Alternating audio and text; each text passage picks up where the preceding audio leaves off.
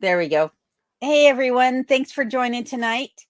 I apologize about last week for those of you that were here. I had an internet outage on Monday and then most of the week last week as well for two separate reasons, but everything's good now. Everything's restored and I'm here tonight. So I want to go down the list and I'm just going to start talking to everybody as I come across your chat. But I want to thank you all for being here tonight. And I want to say hi to Chips.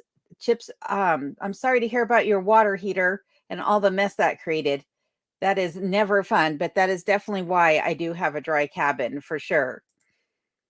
And hi, Rob. Thank you for being here tonight. I know you and Sarah have a lot going on this week, so I appreciate you stopping in and helping to moderate the live stream as best as you can, because I'm not sure if you guys are at your home or if you guys are in town today, but I appreciate you being here nonetheless.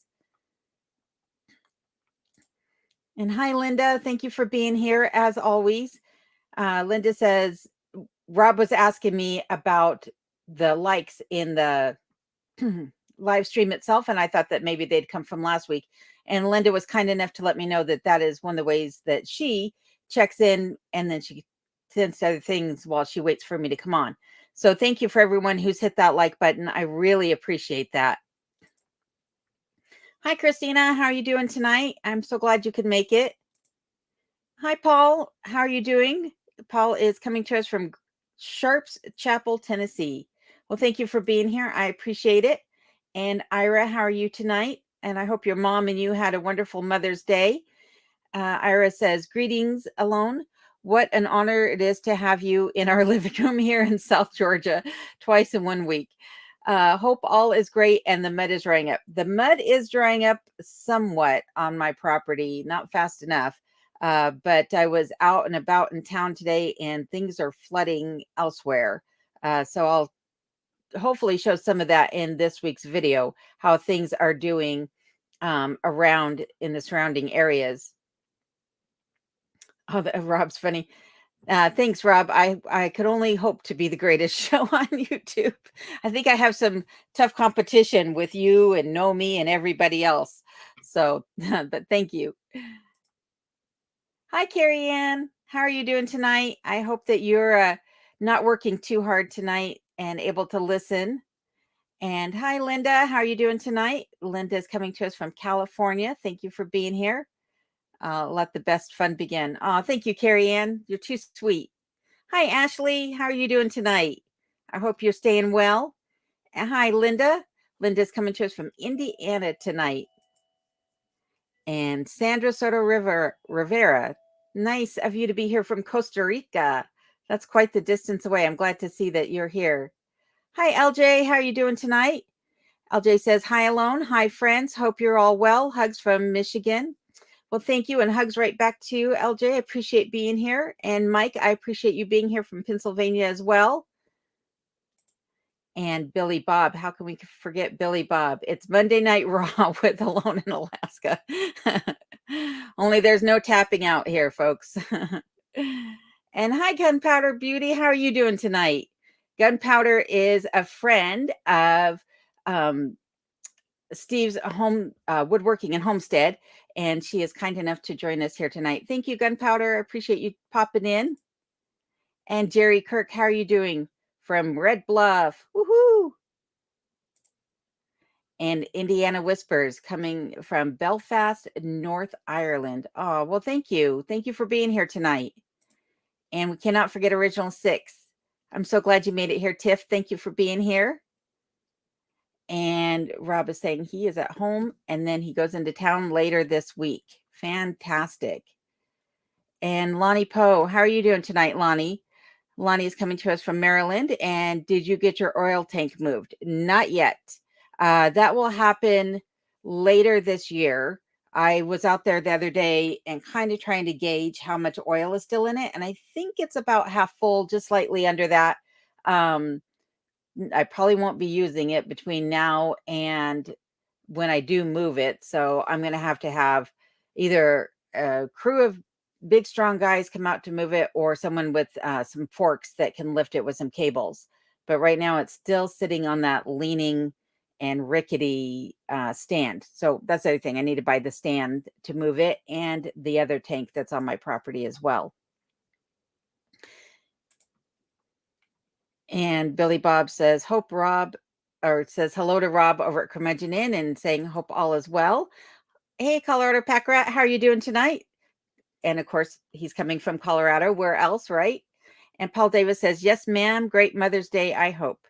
Yep, everything was good here. It was nice and quiet around here. And I got to speak to my mom and my kids. And so it was a good day.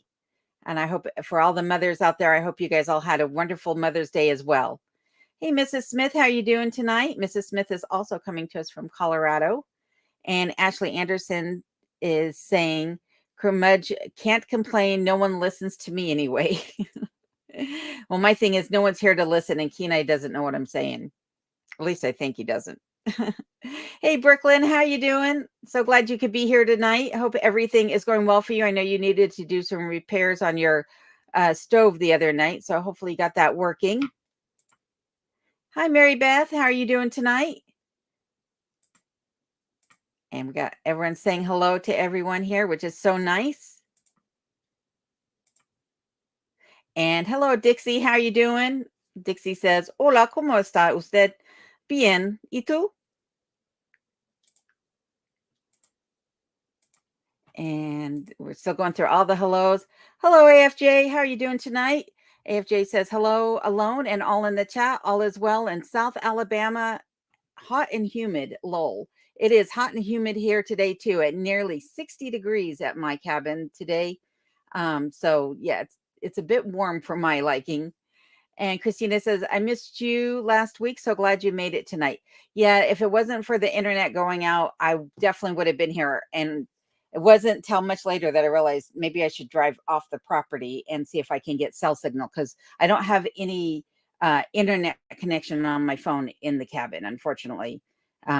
I can get cell signal, but sometimes that's spotty too in the cabin. So I appreciate everybody hanging out in the chat. And if Two Bear shows up, I'd like to say thank you to him, because I understood he told a whopper of a story and kept you guys all entertained. So thankful for that. Hello, Josepha. How are you doing? Josepha's coming to us from New York tonight. Thank you for being here, Josepha. Appreciate it. And Ashley saying hello to AFJ. And hello, James. How are you doing tonight? James says, hey, pretty lady, good seeing your smile tonight. Well, thank you, James. I'm glad to see you here in the chat. And Troy Sutton, same to you. Troy says, greetings, y'all, from Pipestern, West Virginia. This is my second live stream and enjoy every show. Well, thank you so much. I appreciate you joining us tonight. And Mrs. Smith says, congrats on the YouTube job choice. We are very happy for you and for us. Well, thank you very much. So for those of you who may not have seen my last video or watched the last live stream, I have decided to make YouTube my full-time endeavor for now. And I hope to do it justice and continue to provide you guys with some content that you enjoy. And hopefully more things are yet to come. So lots and lots going on. Hey, Pat, how are you doing? Pat says, hope your migraine is gone. Hi from Florida. The migraine is gone. I actually wound up last night taking some Tylenol PM to see if I could just get a good deep night's sleep and see if that would help it go away. And sure enough, it did the trick. So thank you very much for that. Hey, Teresa, how are you doing tonight? So glad you could make it. And Christina's asking if I am outside. No, I am actually in my office. This is a fake plant here that you're seeing behind me. I wish I could do this from outside, but the wind would cut across the microphone and make it almost impossible to hear me for sure. And Dixie says, Meyo only speaks Espanolio. I speak Pidgin English better than I speak Spanish, I think. And Gunpowder Beauty says, glad to be here. I'm drinking coffee while you chat. Got kids asleep and working on getting dogs to sleep so I can enjoy a hot cup finally. Yeah, I understand how that day goes. I don't have to worry about Kenai going to sleep, though. He's pretty good about if I say, go lay down, he does it exactly as I ask, which is nice. And Mrs. Smith is saying hello to Rob over at the Curmudge. And Rob is telling Ashley that it's not true that no one listens to Ashley. Hi, Shane Ladow. How are you doing tonight? Tonight, Shane is coming to us from North Dakota. Always on the move, Shane is. And Linda says, hi to Troy Sutton. I used to live in Sutton Gasaway area. Very nice. Mary Beth Tanner says, I'm doing fantastic, which is good to hear. Very good to hear. And Beach Sand in My Hair, how are you doing tonight? Thank you for joining us. And they say hello. Pat says hello to Rob over at the Curmudgeon Inn. And Colorado Packrat says, lol, it's a she. It's a she. Oh, yeah, my bad. I knew that. I forget. I'm so sorry about that. I'm awful with memory on certain things, so my apologies. Rob is saying, saw photos of the flooding in Glen Allen. Yeah, I actually went into Glen Allen today and I sat in traffic for about an hour waiting for them to open up the road, which never happened. So I turned around and came back because otherwise I wouldn't have made it on the live stream again had I gone through there because I would have been sitting for potentially another hour or better to get back. So from what I could see, it looks like there's maybe a quarter of a mile, maybe less, maybe an eighth of a mile of stretch of road right there in front of the grocery store and the bank that is absolutely flooded. And on both sides, it's just a raging river. So they're just bringing in truckload and truckload of rock and top fill to get that remedied. Sandbags obviously just didn't do the trick this year. Ashley says, no one here at home anyway. And Dixie says, see. Let's see here. Brooklyn says, yes, I fixed the oven again. Those darn igniters don't last. Well, that's unfortunate, but hopefully this one will stick around and do the trick for quite some time so you don't have to do it again.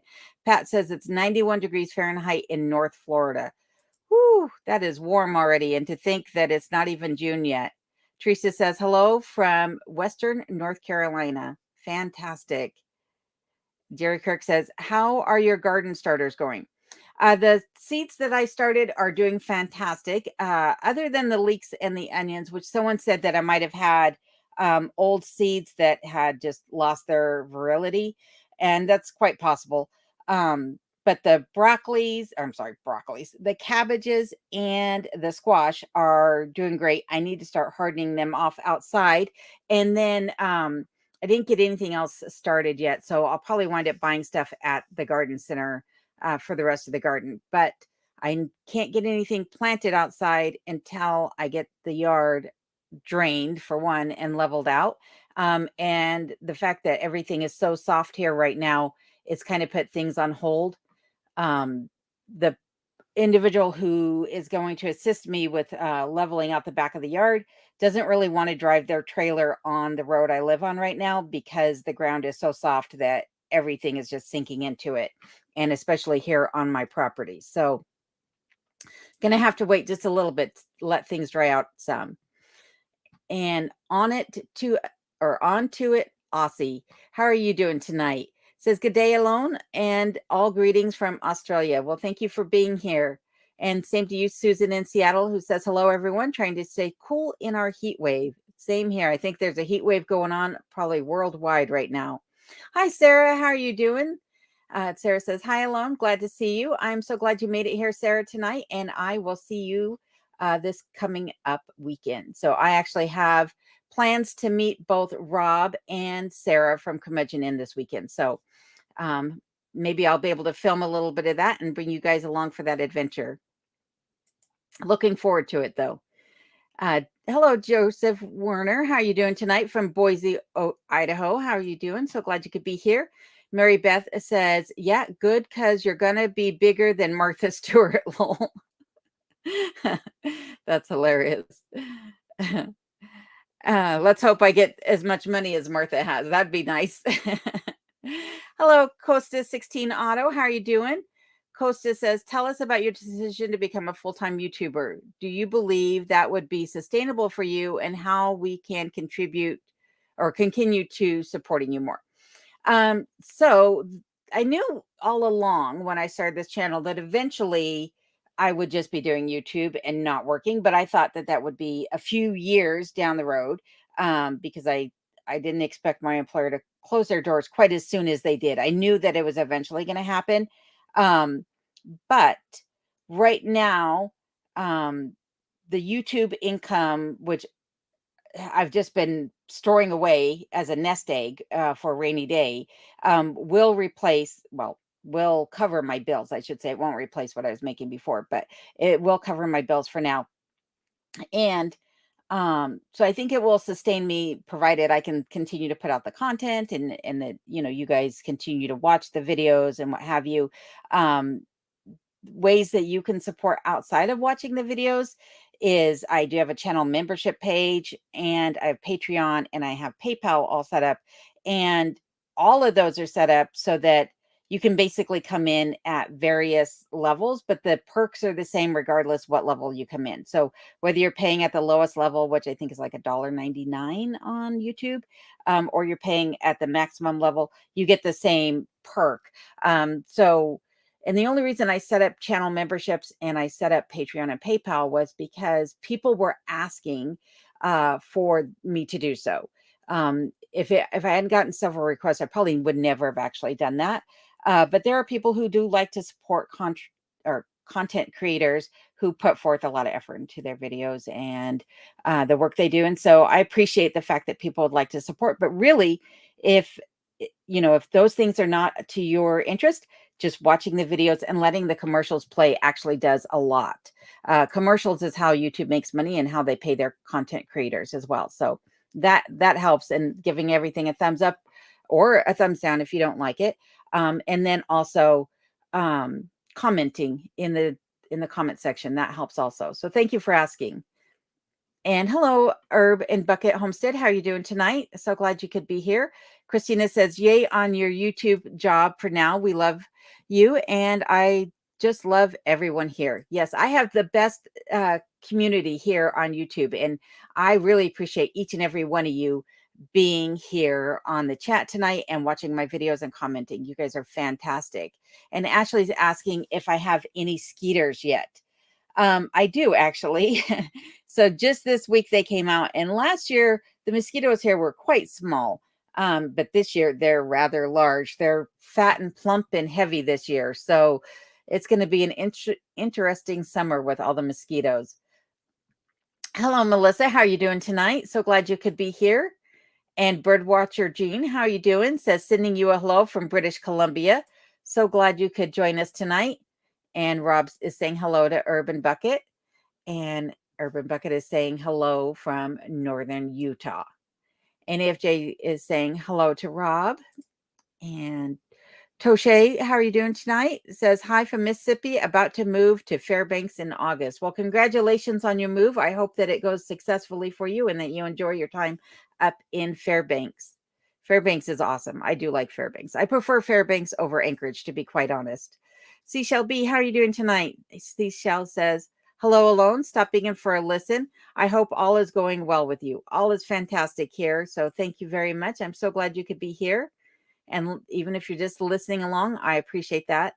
And Ashley is saying hello to Seashell. And so is Rob. Danny says, hi there. Hi there, Danny. So glad you could join us again tonight.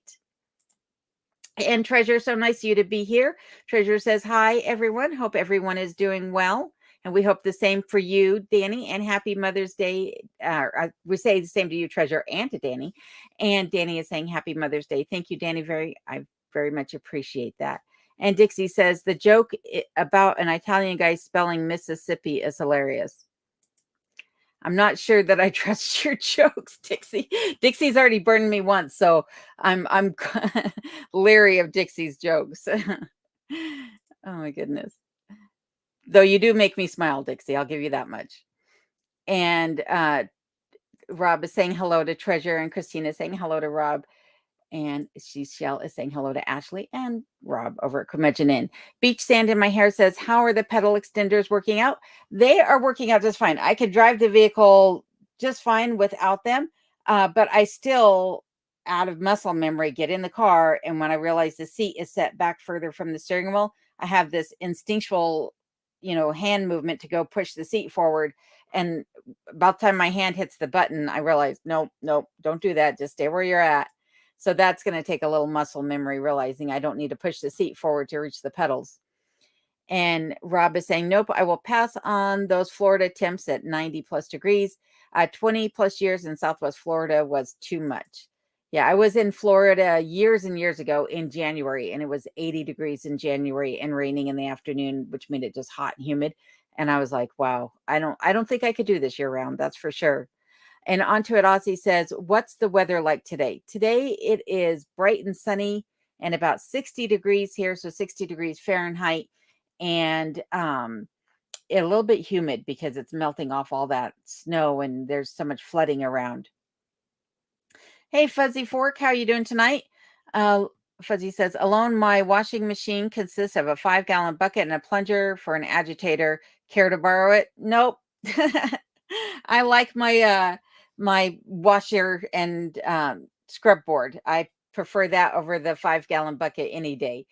I used to, when I would go camping, when I go off-roading, is I would take a 5-gallon bucket, fill it with soapy water, throw in a couple shirts and socks and whatever needed to be washed, because I'd be on the road for 2 weeks or greater at a time. Put the lid on it, strap it to the bumper, go on a bumpy road, let it do all its agitation, dump it out, put in some rinse water and repeat. And I had clean clothes that way, and I didn't have to touch a thing hardly. But if ever I need it, I'll let you know, Fuzzy. And Pat says, yes, Curmudgeon, I am ready to go back to Alaska. I lived in Kenai before. Well, come on back. Alaska would love to have you, I'm sure, Pat. Christina says, I put 5 zinnia. I started in the yard this week, still waiting for tomatoes to get bigger. Oh, well, that sounds fantastic. I hope that the tomatoes do well for you. And I'm sure the zinnia, well, I love zinnia. I think they're so beautiful. They surely brighten up an area, that's for sure. And Ronald Enix, how are you doing? Ronald says, hey, what's up? The sky's up. Well, and my attitude and everything else. So, but thanks, Ronald. I'm so glad you're here. Treasure says Florida humidity is the worst. Yeah, that's very humid in the South altogether. I'm glad that it's not quite that humid here, but it does get muggy feeling for sure. And Rob is also encouraging Pat to come back to Alaska, saying I would be doing it if it was him. Christina says, heat wave, not in Ohio yet anyway. Oh, it's probably coming, but enjoy the cool weather while you can. Sarah says, that would be terrific. Can't wait to see you in person. Well, thanks, Sarah. I appreciate it. And I can't wait to see either of you in person also. So looking forward to this weekend. Mrs. Smith says, it's Colorado mud season here. I was wondering if I should move because we got a little mud in the driveway. Take it while you can get it with just a little mud, because oh my goodness, the mud here is ridiculous this year. And from my understanding is it's happening statewide. It's not just, because I plowed the driveway or anything. That is a plausible thing as to what happened. But even in the back of the property where there was no snow shoveled or any cars driving over it or a plow or anything like that, I have standing water. And the back of the property is sloped to run away from the cabin, but there's still standing water regardless. So water is just accumulating quickly here this year. Ashley says, alone and the curmudgeon, awesome. Looking forward to seeing videos. I hope to bring you along for sure, Ashley. Treasure says, watch the ads in the videos. Yep, that is the best way to support the channel, and it costs you nothing but a few minutes of your time to do so. And if you do, I really appreciate it, because I know some of those commercials can be a bit long. So I wouldn't be surprised though if you got a hold of one of those 45-minute commercials, which I've seen on my channel, and we're like, nope, I'm skipping that one, because that's a bit much to ask someone to sit through a 45-minute commercial, I think. And Sarah says, Seashell says hello to Sarah over at Curmudgeon Inn. Hi, Bren. How are you doing today? Bren says, I'm there. I'm in the car. Stop for a quick hello. Going to visit my folks and eat cake. Well, enjoy the cake, and I hope you have a great time with your parents. I do want to let you know that I got your package today in the mail, and I wanted to say thank you very much. I appreciate it, and I'll be showcasing what Bren sent in the next video. So thank you, Bren, for being here and for listening. And Rob and Ashley are saying hello to Bren. Onto It Aussie says, yes, heat wave even here, just 2 weeks shy of winter, and next week I'll be harvesting corn. Very strange weather. Seems that way, that it's been that way all winter here and around the world. Strange weather for sure. Ronald Enoch says, hey, what's up, Alaska? I'm sure everyone here in Alaska will be more than happy to tell you what's up. But we hope that you're doing well, Ronald, as well. Jerry, how are you doing tonight? Jerry says 92 in Bartlett, Tennessee today. Wow, warmer and warmer temps the more we go on through the chat here. Thanks for being here tonight, Jerry. Appreciate it. Seashell is saying hi to Brun, and Jacket Sprackets, how are you doing tonight? Jacket says, hi, everyone. It's Jackie in Northern California. I have a tomato sprouting in the gutter. I guess I got a gift from some bird. Lol. That's funny. Oh, you should probably transplant that before it takes root under the eaves. Oh. Virginia McCool says, hey, this is Virginia in Mississippi. Well, thanks for being here, Virginia. I appreciate you showing up tonight. And Treasure is saying, yikes, Jerry, that's hot at 92 degrees. That is way too warm for my liking. Bren says, hi, Rob, over at the Curmudgeon Inn in Seychelles. I'm parked by a park and a beach, and it's raining here. I bet it's still beautiful, even though you have the rain going on. And there is Bren's channel link for everybody. Please be sure to pay her a visit and see what she's got going on in her little neck of the woods there. She has some beautiful footage of butterflies and things she sees around not only her property, but also in the area where she lives and the trips that she takes. Hey, Joseph, how you doing? Joseph Werner says he's a new member. Thank you for joining. I appreciate that very, very much. Thank you so much for that. Seashell B says, that sounds wonderful to Brun. Your videos are beautiful. They are beautiful.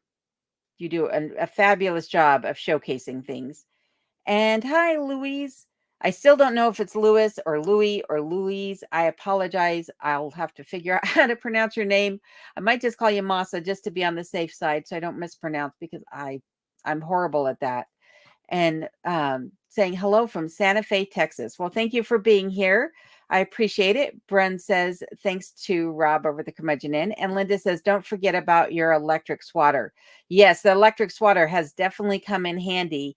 I really appreciate you sending that, Linda. It's fantastic. If I had it sitting here next to me, I would show everyone.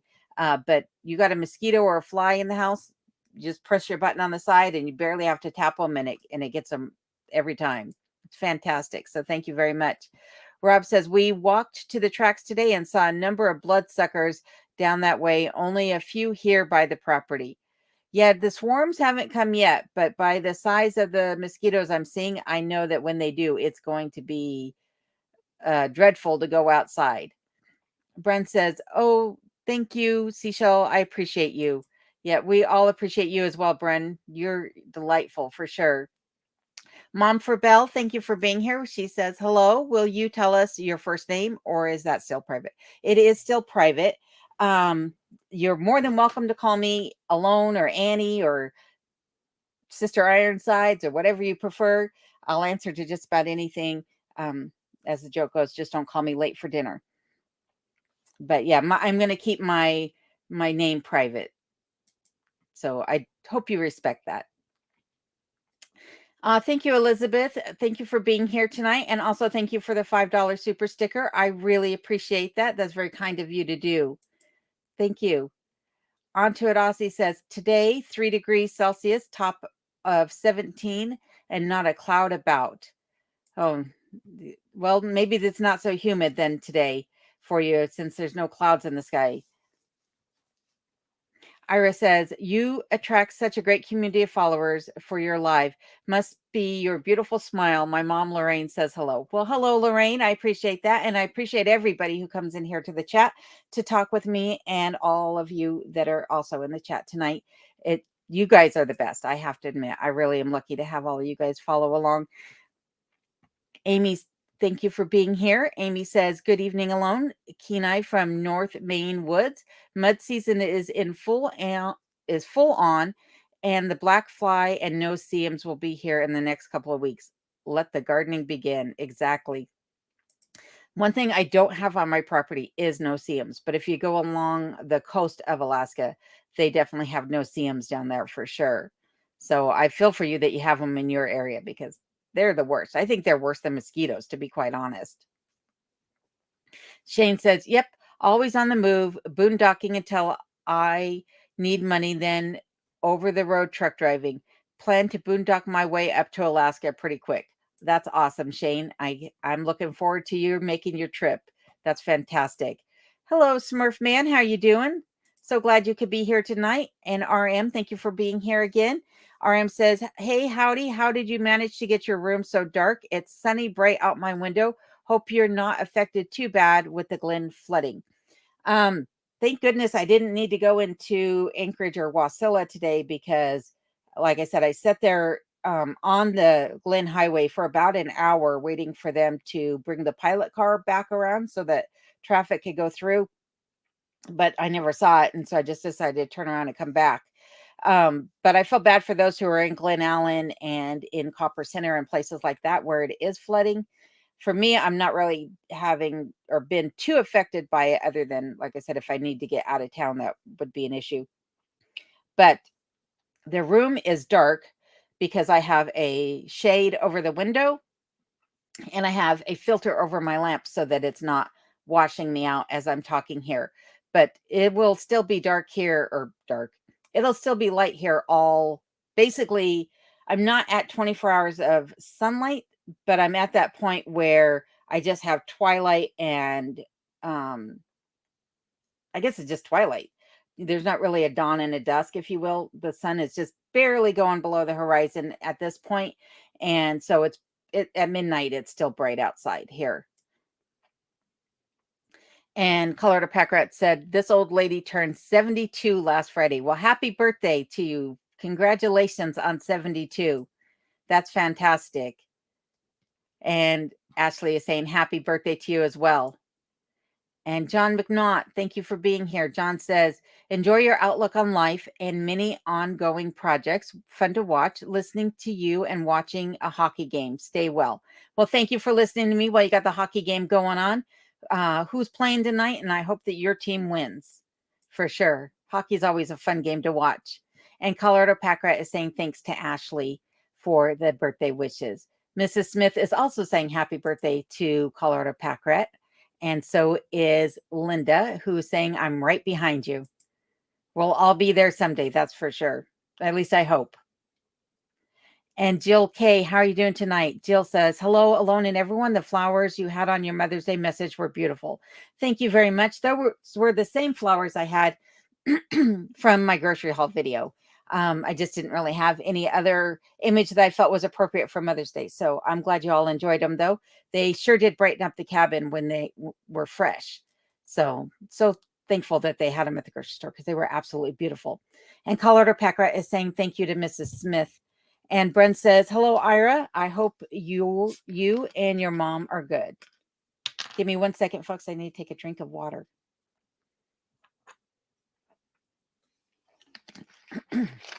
Throat's getting a little dry there. And Maria Pina, how are you doing tonight from South Texas? Thank you for being here. Same with you, Patricia. Patricia says, I'm late, but happy to be with you. Well, we're happy you're here too, and better late than never. Dixie says, I saw an old Ford truck for sale, F-250. I think a 90s model, not sure. It has all of its wheels and it's not rusted out. Should I consider buying it? I would. I would. I like Ford trucks, though. I know a lot of people don't. And they'll make the jokes about found on road dead, fix or repair daily. But I grew up driving Fords, and older model Fords I think are best. I had a 90 Ford F-350 at one point, and I absolutely missed that truck. And one of the very first vehicles that I learned to drive was a 1970 Ford F-150, and that sure was fun. I miss having a pickup truck, to be honest with you. I think if I buy another vehicle, that's what it's going to be for sure. And Colorado Pack Rat says, good luck, Linda, and happy birthday. RMO 24, how are you doing tonight? RMO says, Alone, I was holding my breath watching the video of you climbing up the roof. Wonder if there's an escape ladder of some sort for you to use on the roof. So I do have plans on putting some fall protection and some safety features, if you will, on the roof before next winter. So I know it looks really, really steep climbing up that, but it's actually not as bad as it looks. I just waddled because I do want to keep my balance and take it slow. But last year, just before my contractor was done finishing up the work here, he and one of his crewmates, they were running up and down that side of the roof where you saw me in the video as if nothing had even happened. It was kind of interesting. Like, to them it was no big deal, and they were trying to tell me that even in the wintertime I'd be able to walk up here, which I knew better, and I wasn't about to try that with any snow on that roof, any moisture, and I was like, nope, I'm not doing that. So, but I will be getting some things up there so that you guys don't have to worry so much about me. But I did alert my neighbors that I was going to be up on the roof. I have a daisy chain of neighbors that I have a group text message thing going with. And I just sent them a quick message. Hey, I'm going to be up on the roof. If you guys don't hear from me, in a couple minutes, please come check on me. And so that way, if one of them isn't around, someone else will hopefully get the message, and then they can all check on me if I don't get off the roof safely. And Paul says, former Floridian myself. There's probably a lot of people in here from Florida, but Florida is beautiful, but it is definitely hot and humid for sure. And Virginia says, you're my hero. I admire you so much. Well, thank you, Virginia. I really appreciate that. I never thought I'd be somebody's hero, so it's always pretty cool to hear. And Ronald Enoch says, ha ha ha, lol. Dixie says, I heard it rains upside down sometimes in Florida. Oh my goodness. Yeah, that would be all that humidity going back up in the air. Onto it, Aussie says, I can only dream of living in a beautiful Alaska. Well, we're hoping that you follow along not only on my channel, but Rob's and all the other Alaska channels, so that we can help make your dreams more colorful and vivid. Pat says, they say due to the global warming, the permafrost is thawing too. That I would assume it's global warming, but I don't know. But the permafrost is definitely thawing in some areas for sure. And it's causing some of the houses in the northern slope and other areas to basically sink into the ground. And it's exposing, as the permafrost thaws, it's bringing up methane gas with it, believe it or not. So it does some interesting things as it's thawing, creating sinkholes and all sorts of things in certain areas. Colorado Packrat says, Mrs. Smith, my driveway is muddy too. I think a lot of places right now, especially if you live on a dirt road like I do, you're probably dealing with a lot of mud, and you're probably thinking as you're watching my videos that you can relate to exactly what I'm going through. So my heart goes out to both Mrs. Smith and Colorado Packrat, because yeah, the mud is horrible right now. And Ronald Enoch says, I'm living in Pennsylvania. I've been to Pennsylvania once, and it was beautiful country. I was on the eastern side, closer to Delaware, but absolutely gorgeous country over there. And Fuzzy says, I live in the country as I don't like to be bothered. If I wish to pee, excuse my French, out back, I will. If I want a fire outside or have animals, I will. That's why I live in remote Ohio. And that's why I live here. I can do whatever I want outside, and I don't have neighbors complaining about it, and I don't have governmental restrictions telling me what I can and cannot do on my property. So that was definitely one of the things that attracted me to this area. And Sarah's saying hi to Seashell. Hi, Shannon. How are you doing tonight? Shannon says, I'm fairly new, but just wondering, medications, if you're on any, do you have to travel to town or city to get any refills? I'm not on any medications. I don't have any reoccurring prescriptions or anything like that. But in Copper Center and in Glen Allen, there are medical centers that you can get prescriptions filled at if need be. And I believe in Valdez as well, that there's a hospital down there. So there's plenty of areas on this side of Alaska where you could get prescriptions if you needed to. And Mrs. Smith says to Colorado Packrat, at least the fire ban has been canceled for now. We've had more dust storms than snowstorms. Oh, wow. I'm surprised that they canceled the fire ban. Colorado is pretty famous for putting up fire bans. Just like Alaska, they have a huge wildfire problem every year, as do many states, I know. But Colorado is tremendously dry, a lot drier than people would think with all the snow that they get. Paul Davis says, I've seen it rain upward with the winds. I was Dundee Central Park, Lake Hatchin. I can't read that, Hatchinhia, and Lake Kissimmee area. Dixie says, on the internet, I've learned to be careful. So I will just say my state is not fabulous, awesome, great, or even spectacular. It's just okay. That's a cute joke. um, and the okay state is a great state, by the way. Terry says, hello, Alone and everyone. With some of the commercials, if you watch 30 seconds, does it show as a commercial watched? If you watch 30 seconds, does it show as a commercial watch? I think so, but I don't really know. I should go in and read the guidelines about what counts as a commercial watched. I have no idea. And anymore, they're making it to where there's just non-skippable ads. So you go to watch a video and it's like they play 2 ads back to back that you can't even skip through. So sometimes there's not anything you can do about it, but I need to figure that out. What counts as a watched ad. And there is Fuzzy's YouTube channel link for everybody. Thank you for putting that up there, Rob. I'm sure Fuzzy appreciates it as much as I do. And Bren says, I'm glad that the mailman arrived and you're welcome. It was great fun writing an Alaskan address on an envelope. And my postal people said they'd never had an Alaskan address and it was the talk of the town. Oh my goodness, that's so funny. I'm glad that you got to have a little variety for the post office this week. That's fantastic. Fuzzy says, Alone, at some time you may want to get a puppy. Dogs' lives are way too short and you need dogs. Yes, so I do have plans to get puppies in the future. As calm as and gentle as Kenai looks to be on camera, he is not. He is rambunctious when the camera is off. My kids were constantly yelling at him when they lived with me back in Colorado because he has a tendency to maul, and he does not like other dogs.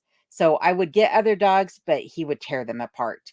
And so that is one of the reasons why he is an only child, because as cute as he is not dog friendly. Unfortunately, he doesn't like cats. He doesn't like dogs. And so he's just a lonely one for now, but he's my shadow for sure. But I definitely have plans on getting other dogs as soon as Kenai passes, which I hope is a long time from now. He's still very puppy-like, believe it or not, despite the fact that he has some gray showing on him. And Ronald says that he loves Alaska. Well, I'm sure Alaska is happy to hear that, and you should come visit Alaska. I think everybody at some point in their life, if you haven't been to Alaska, I pray that you get the opportunity to come up here and see it firsthand, because it is absolutely gorgeous. It is so breathtaking, and things are so much larger than life here than you would even realize. When you first see it, it's breathtaking for sure. And hey, Matt, how you doing? Matt AK coming to us tonight says, howdy fam and Miss Alone. Glad you could be here, Matt. I appreciate it. Rob is saying lol to Bren's story about the post office and hello to Matt. And Fuzzy is saying thank you to Rob for posting his channel link. Rob is also saying hello, or I'm sorry, Matt is also saying hello to Rob. And Ashley is saying hello to Matt. And Matt, hello to Ashley. And it goes on and on and on. Sorry, folks. Louise. All right, Louise, thank you very much. I appreciate that because I don't ever want to mispronounce someone's name. So thank you. And Seashell is also saying hi to Matt and Matt to Seashell. Dixie says an electrical tennis racket. That's exactly what it is. It's an electrified tennis racket that has multiple layers of electric wires running through it. I really wish I had one sitting in the office, but I don't. And it's got just a little push button on the side and runs off of 2A batteries. And it does a fantastic job. Matt says, and don't call her Shirley. Well, oh my goodness. Everyone's laughing at Matt's joke. Urban Bucket says to Fuzzy Fork, I just subscribed to your channel. That's awesome. Thank you for doing that, Urban Bucket. I'm sure Fuzzy appreciates it. And Dixie says, my farkleberry trees are still alive. That's fantastic. I'm so glad to hear that they're surviving. RM says, absolutely, totally smart to keep your name private. Good on you. Well, thank you. I'm doing my best to do so. And Rob put onto it Aussie's channel link for everybody. So there you go. Please check out their channel. That would be awesome if you could do that. And Louise says, what is your coldest day in Alaska? What was my coldest day in Alaska? My coldest day in Alaska was negative 65 not this past winter, but the very first winter I had here. And it was just one day. I don't really know what the overnight lows have been. I'm sure the overnight lows that night were even colder. But that was just one day. Between like the winter solstice and the 1st of January, those are the two coldest weeks of the year because the sun is at its lowest point and barely makes it above the horizon at all. And so during that time frame, the temperature outside is consistently around negative 45 to negative 55 in this area of Alaska. And the day is about 5 hours long. And thank you, RMO, for the super sticker. Thank you very much for that. I really appreciate it. You guys are way too kind and generous. So thank you. Very much appreciated. Ira says, we do not have mosquitoes too bad here, but horrible biting gnats and fire ants. So Alaska has fire ants too. In fact, that's one of the things, as soon as it dries up outside, that's one of the things that I got to start tending to is putting out some diatomaceous earth for the ants and also some ant bait that they'll take back to their nest and basically kill off the nest, because ants are a big problem in Alaska. And we have carpenter ants here that will eat away your cabin before you even know it. It's unfortunate. Fuzzy is saying to Urban Bucket Homestead, thank you. It used to be only survival and 2A, but now mostly political. I deleted over 475 videos on self-reliant and survival. Oh my goodness. That's unfortunate that you had to delete so many of your videos. Oh, yikes. Urban Bucket says, Alone, I have a question for you. Keep the deer away from your garden. We've had a lot of deer down out of the mountains to the foothills because of the snow this winter.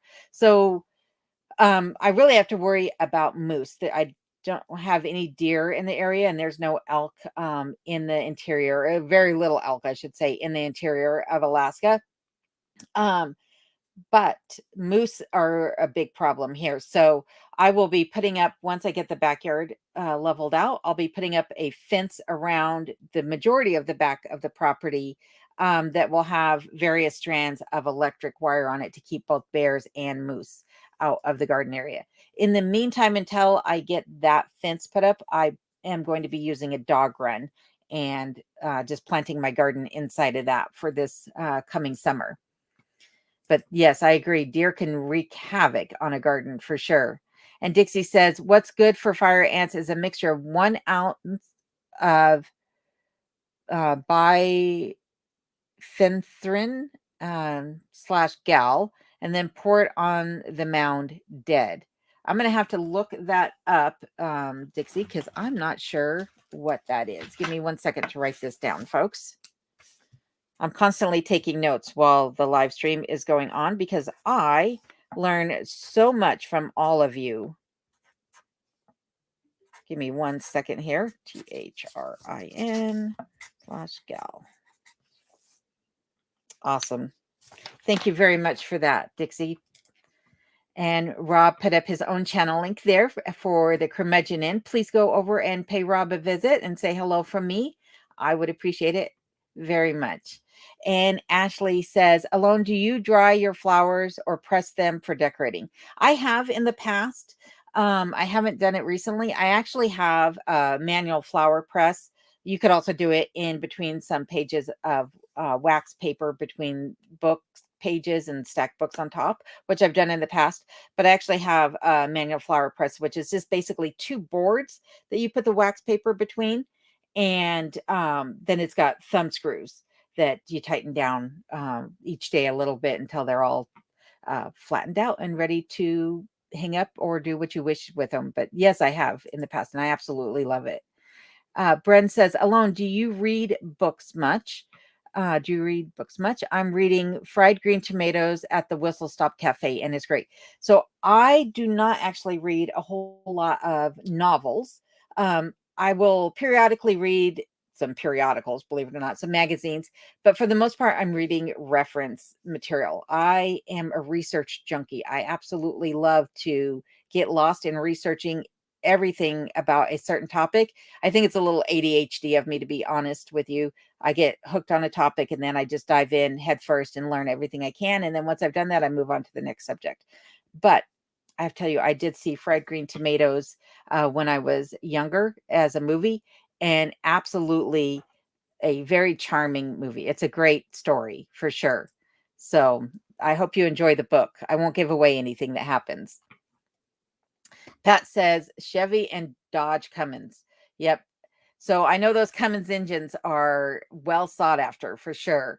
But again, I grew up with Ford. I have no experience with Chevy and Dodge, so I can't say one way or another on it other than what I know about the Cummins engine. Urban Bucket says, happy birthday to Colorado Pack Rat. And Brooklyn says, I'd take an old truck over this new crap any day. Yeah, the new vehicles, the electric vehicles, I am trying to get away from that as much as possible. In fact, I put the word out to a couple friends of mine that if they come across a carbureted pickup truck, an older carbureted pickup truck with very little electronics in it, I would be very interested in taking a look at it, because I do not like these new computer systems, especially when it gets that cold here. It will really mess up your electronics. So a lot of times, the motherboard in the computer, the control unit in the car will just go on the fritz.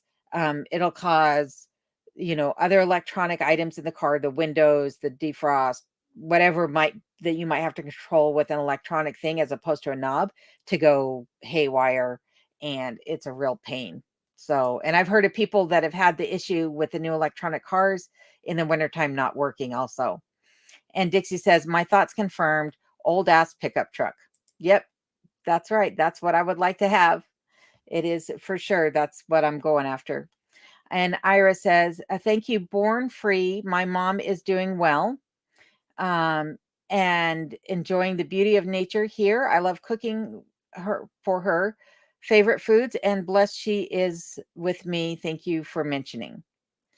Yeah, we're all blessed that you have your mom there with you too. We all think that you're blessed as well, is what I mean to say. That is fantastic. I think anybody who has it in them to take care of their parents as their parents are aging, you are quite the individual. I know my mom and sister live close to each other for that exact reason, and my brother is taking care of my mom also, and I really appreciate them looking after her as she ages on. So if you're watching, Mom, I love you. Onto it, Ozzy says, been watching you for a while. Really enjoy your channel. This is the first live I've been able to join in on. Wish you all the best going full time on here. Well, thank you very much. I appreciate that. And I appreciate you watching and chatting with us tonight as well. Ashley says, I was putting a roof on my garage and the ladder tipped over. Oh no. No one was here. I used a tape measure and managed to fish it into the scrub so I could get back down. A tape measure? Oh my goodness. I don't even know how you did that. I'm trying to picture that. That would be quite the thing to have caught on camera for sure. But I'm glad you got off the roof easily enough. And Urban Bucket says they just subscribe to Curmudgeon Inn as well. I'm sure Rob appreciates that. Dixie says, have you ever seen a Pizzly bear? I have not. In person, of course. I've seen it on the internet. So for those of you who don't know what a Pizzly bear is, it is a cross between a grizzly and a polar bear. And as the polar bear's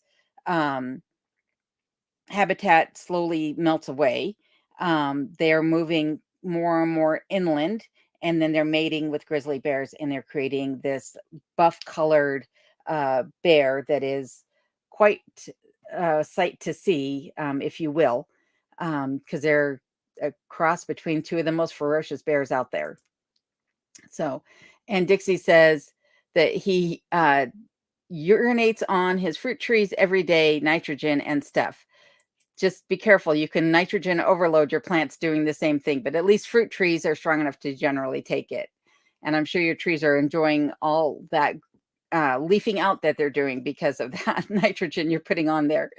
Mrs. Smith says, watching a coyote and a badger playing for the second time this week, antelope in the background. Oh my goodness. The antelope in Colorado are absolutely beautiful. They are something to behold. But I had never encountered a badger in Colorado, so I think it's interesting that you have one right there in your area. Colorado Pack Rat says, Urban the Bucket, thank you.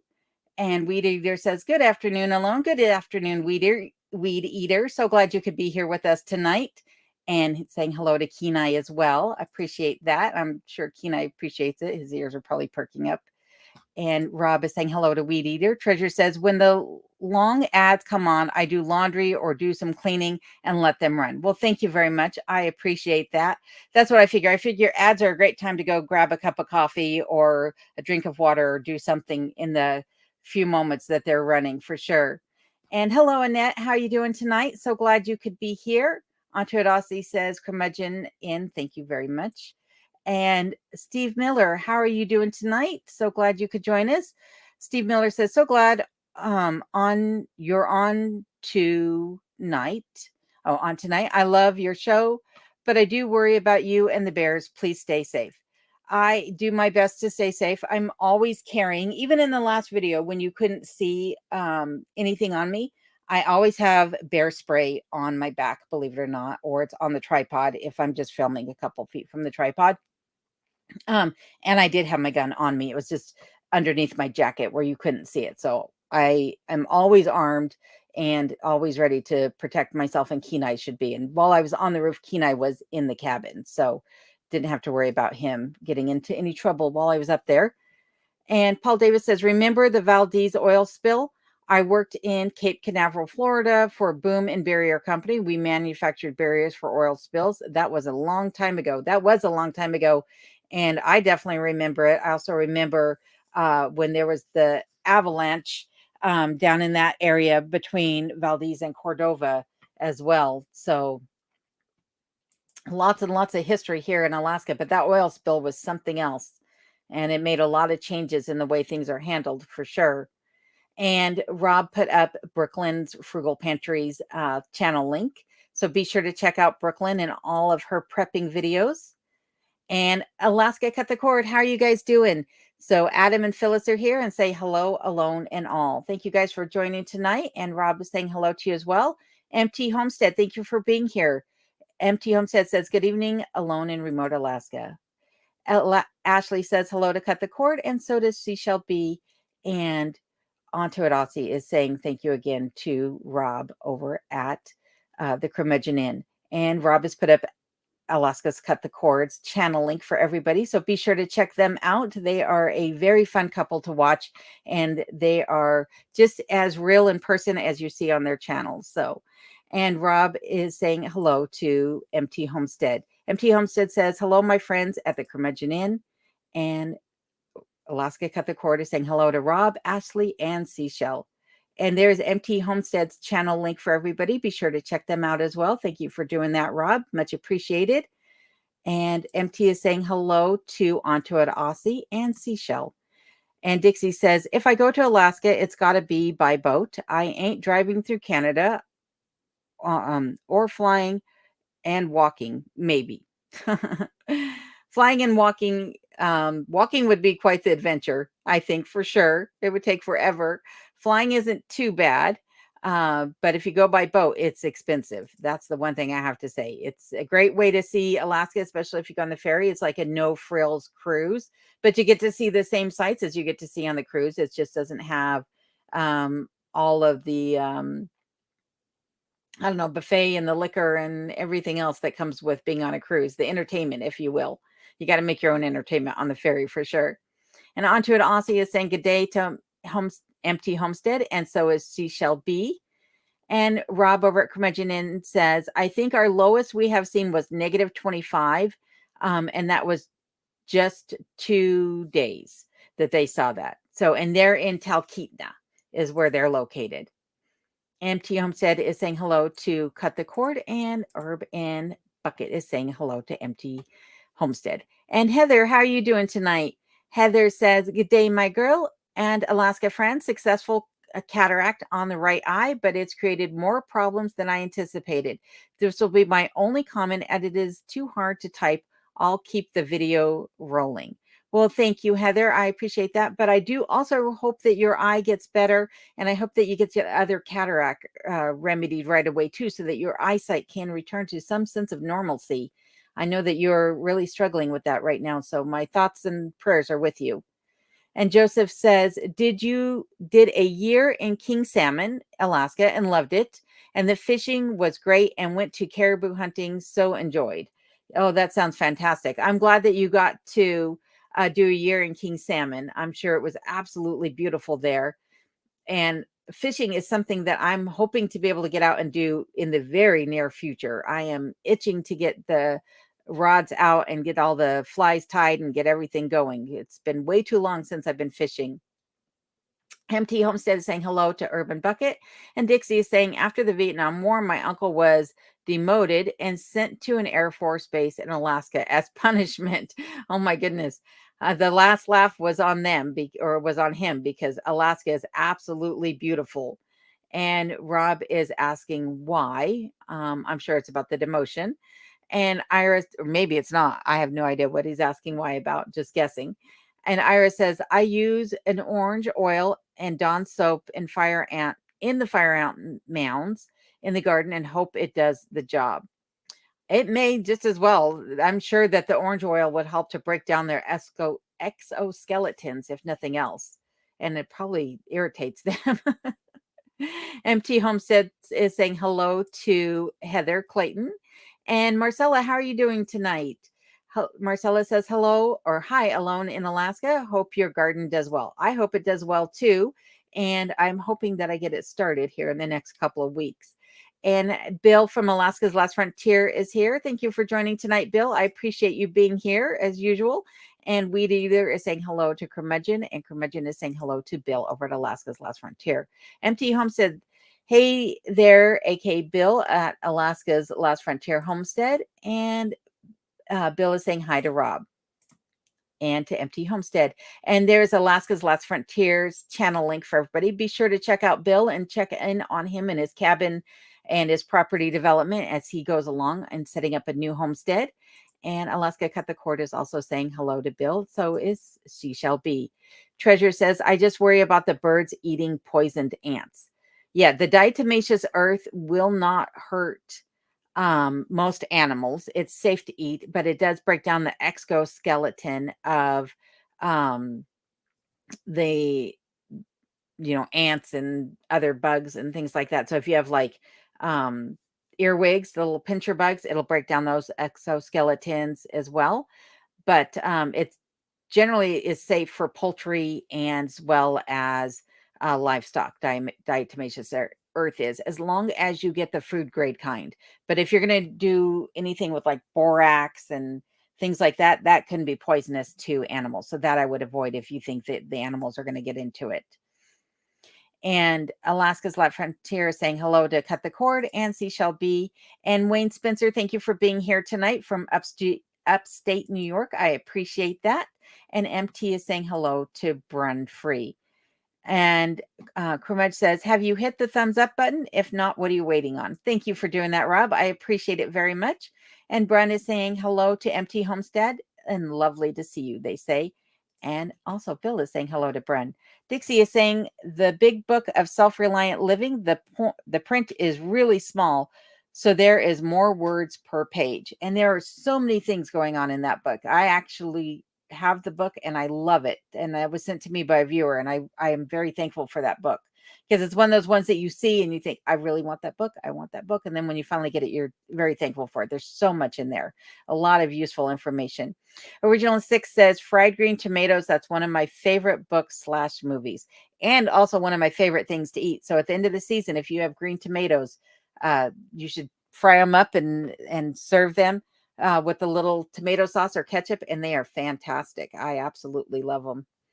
Alaska's Last Frontier says, I bought a 2000 Ford because I didn't want the computer and the DEF bullcrap. Yeah, the DEF, the diesel emissions, I don't know what the F stands for, fluid, I guess.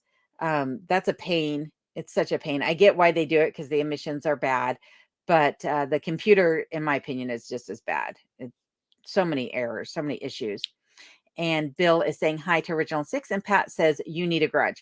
So I agree with you. I definitely need a garage and a shop here at the cabin.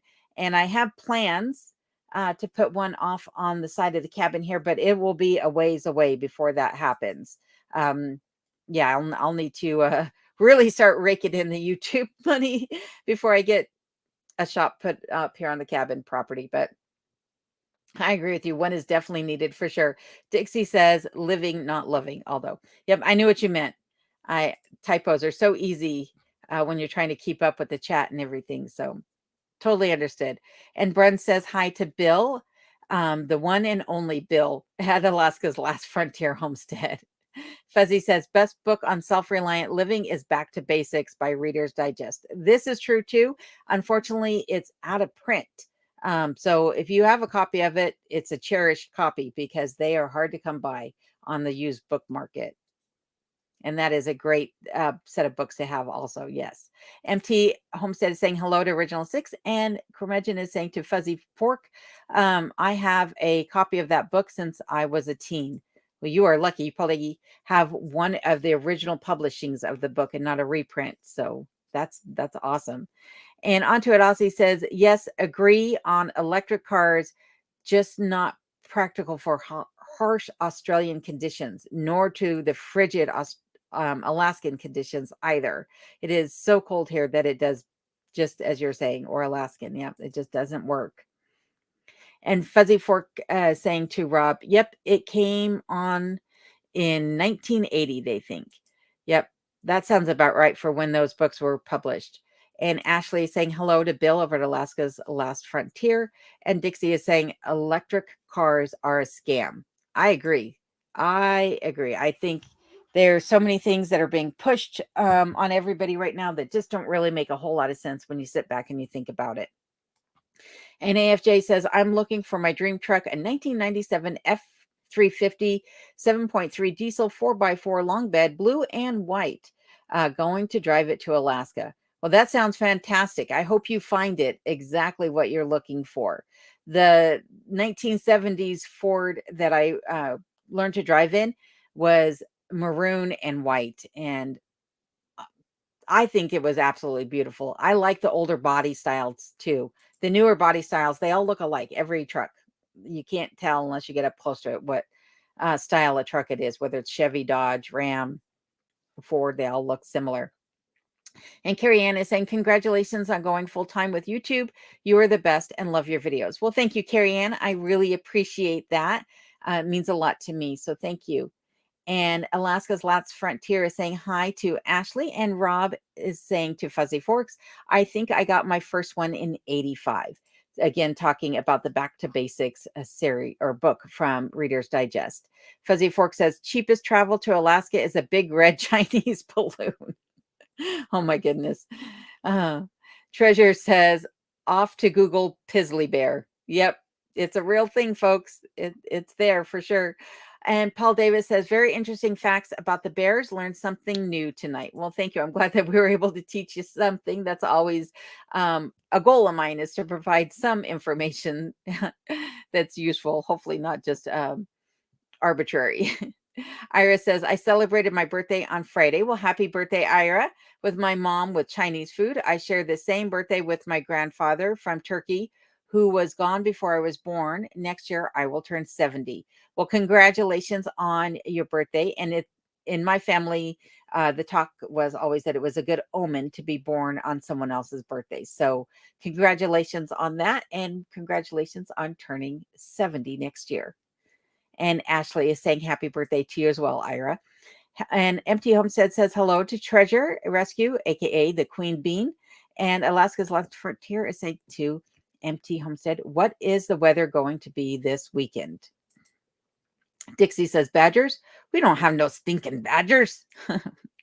If you're not familiar with where that line comes from, it's from a movie. I believe it was, oh, my brain just went blank. I can picture the two guys. But anyhow, it was, we don't need no stinking badges. And Empty Homestead is saying hello to Steve Miller. When I get the name of the movie in my head, and the two guys that said it, it'll probably be about 2 o'clock this morning. It'll wake me up from a deep sleep. And Colorado Pack Rat is saying, supposedly you only need to let ads run 30 seconds instead of letting movie link ads run. That's good to know. I hope that is truly the case because I feel bad for some of those ads. I'm like going, are you kidding me? There is one ad, like I said, that ran for 45 minutes on my channel. And I was like, nobody should have to sit through that. It was longer than my video was. I was like, this is ridiculous. Wayne Sperlin says, much respect and admiration for your courage. If it hadn't been for a drunk, I would have been there 55 years ago on a darn good job. Well, I am so sorry to hear about your unfortunate situation. But I'm glad that, or hoping that you're living vicariously through me and all of my friends here who have YouTube channels showing Alaska. And thank you for the respect and admiration. I appreciate that as well. And I hope that you're doing much better these days.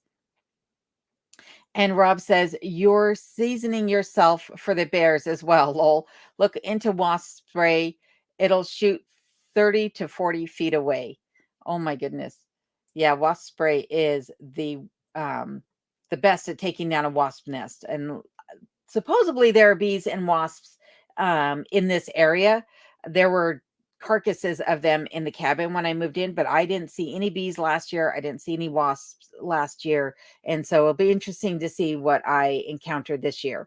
MT Homestead says, it looks like we all have a 20% chance of rain on Friday and a 30% chance on Saturday for the meetup at Alaska's Last Frontier Homestead.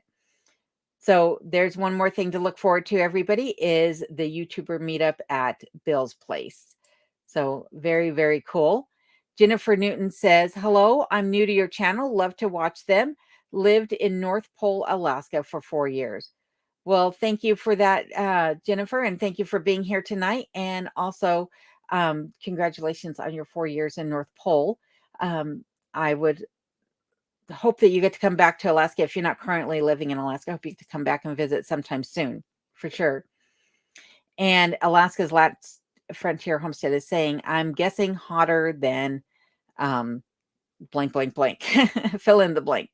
Linda Morris, thank you for being here tonight. Linda says, I didn't know watching the ads was helpful for your channel.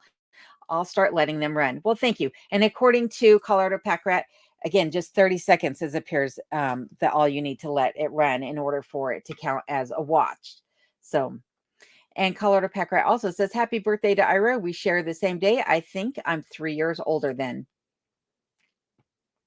And Annette says, hang in there. I didn't get anything done today. I have a lot of plants I need to get planted. Yep, I'm right there with you. And I need to go buy some starters because, like I said, I didn't get as many seeds started as I'd hoped to. I kind of slacked on the last ones that needed to be started 6 to 8 weeks before planting season started. So I suppose I could get them in now and get them in a month late, but the gardening season here is so short that it's probably better to just go buy them at the garden center. And Shane Ladow says, I camp out up in Colorado a lot. Spent the whole winter up in Rampart Range once, just below Pikes Peak. The fire bans can be a real drag. Yeah. So when there's a fire ban in Colorado, my understanding is that you can still use a propane or a butane cook stove to cook your food on and what have you. It just has to be something that can be extinguished with the turn of a dial or a flick of a switch, essentially.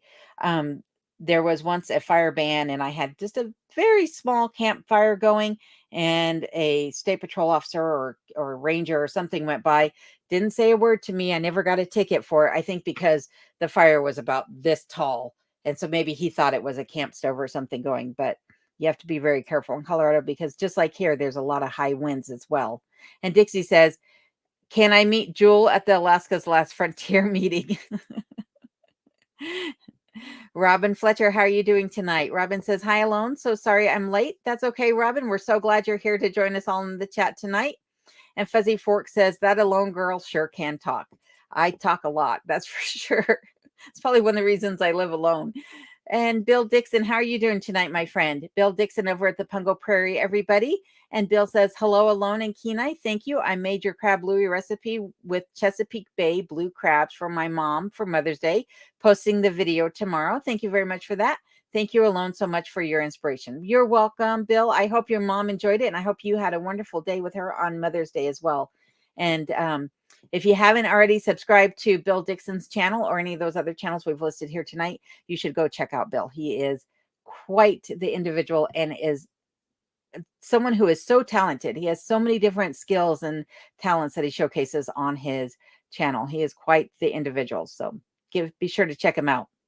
MT Homestead says, we'll be heading to Alaska in 2025 on a YouTube creators cruise, leaving out of Seattle.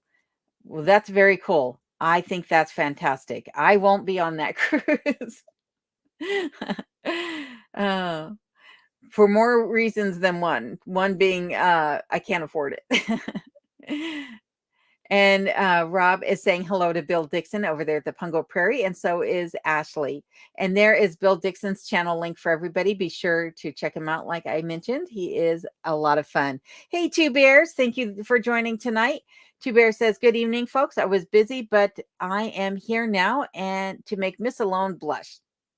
Well, I want to say thank you to Bears, not only for being here, but for keeping everybody entertained last week when I had the internet outage. I heard you told quite the whopper of a story and had everybody hanging on to your every word. So thank you for doing that. I appreciate it. And Ashley is saying hello to Two Bears. And Alaska's Lens Frontier is saying to Empty Homestead, cool. We are hoping to have the Alaska YouTubers meet up during that time. And Curmudgeon is also saying hello to Two Bears. Patricia says, this has been another wonderful live stream. I enjoy your interaction with everyone. Until next time, be safe. Well, thank you for being here, Patricia. And I wish you a good night. And thank you for joining in and listening along as I read off all the chats. Alaska's Last Frontier saying to Empty Homestead during the 2025 cruise, that is when he's hoping to be there. Curmudgeon Inn says, the deleting of so many videos. Yeah, the 400 and some that Fuzzy deleted. That, yeah, I'm curious as to why you had to delete all of your self-reliance videos. That's a lot and seems unfortunate. And Heather Clayton says, thank you alone. Prayers greatly appreciated. You are welcome, Heather. I wish you all the best and hope you have a speedy recovery with your eyesight. And Rob is saying hello to Patricia. Dixie says, Alaska sucks when it's negative 70 and you're in the Air Force. Yeah, I would believe so. If you're anywhere in any of the bases and there isn't, the tree coverage to stop the wind and what have you, negative 70, no matter where you're at, is fierce for sure. Two Bears says hi to Ashley and to Rob over at Curmudgeon Inn. And RBH, Hannah, how are you doing tonight? Thank you for being here. RBH says hello from Arizona. I'm in Oregon at the moment. Was 104 yesterday. Hot. Oh my goodness. Well, RBH, tell your mom I said hi, and I hope you had a happy Mother's Day with her. And I'm glad that you made it safely to Oregon. So glad to know that. And thank you for being here tonight. And Pain Party, how are you doing tonight? Pain Party says, hi alone, love your vids, never miss one. You're very inspiring to those of us that plan on moving to Alaska. Well, thank you very much. I appreciate that, Pain Party, and I appreciate you joining us tonight in the chat. And Heather is saying to Empty Homestead, greetings, and thank you for the shout out. And Thomas, how are you doing tonight? Thomas says, hi alone. I really enjoy your lives and your videos. Seeing the beauty of Alaska is really refreshing. Love your skits. Well, thank you. I do enjoy doing the skits. It's been a while since I've done one, but I just did a short of one of the very early ones that I did. And that one, believe it or not, is my favorite. I think it's hilarious. So I hope you guys all found some humor in it too. And Rob over at Curmudgeon Inn is saying someone has all 6 Foxfire books for sale on Facebook Marketplace for around $300. That's quite costly, but they're worth it for sure.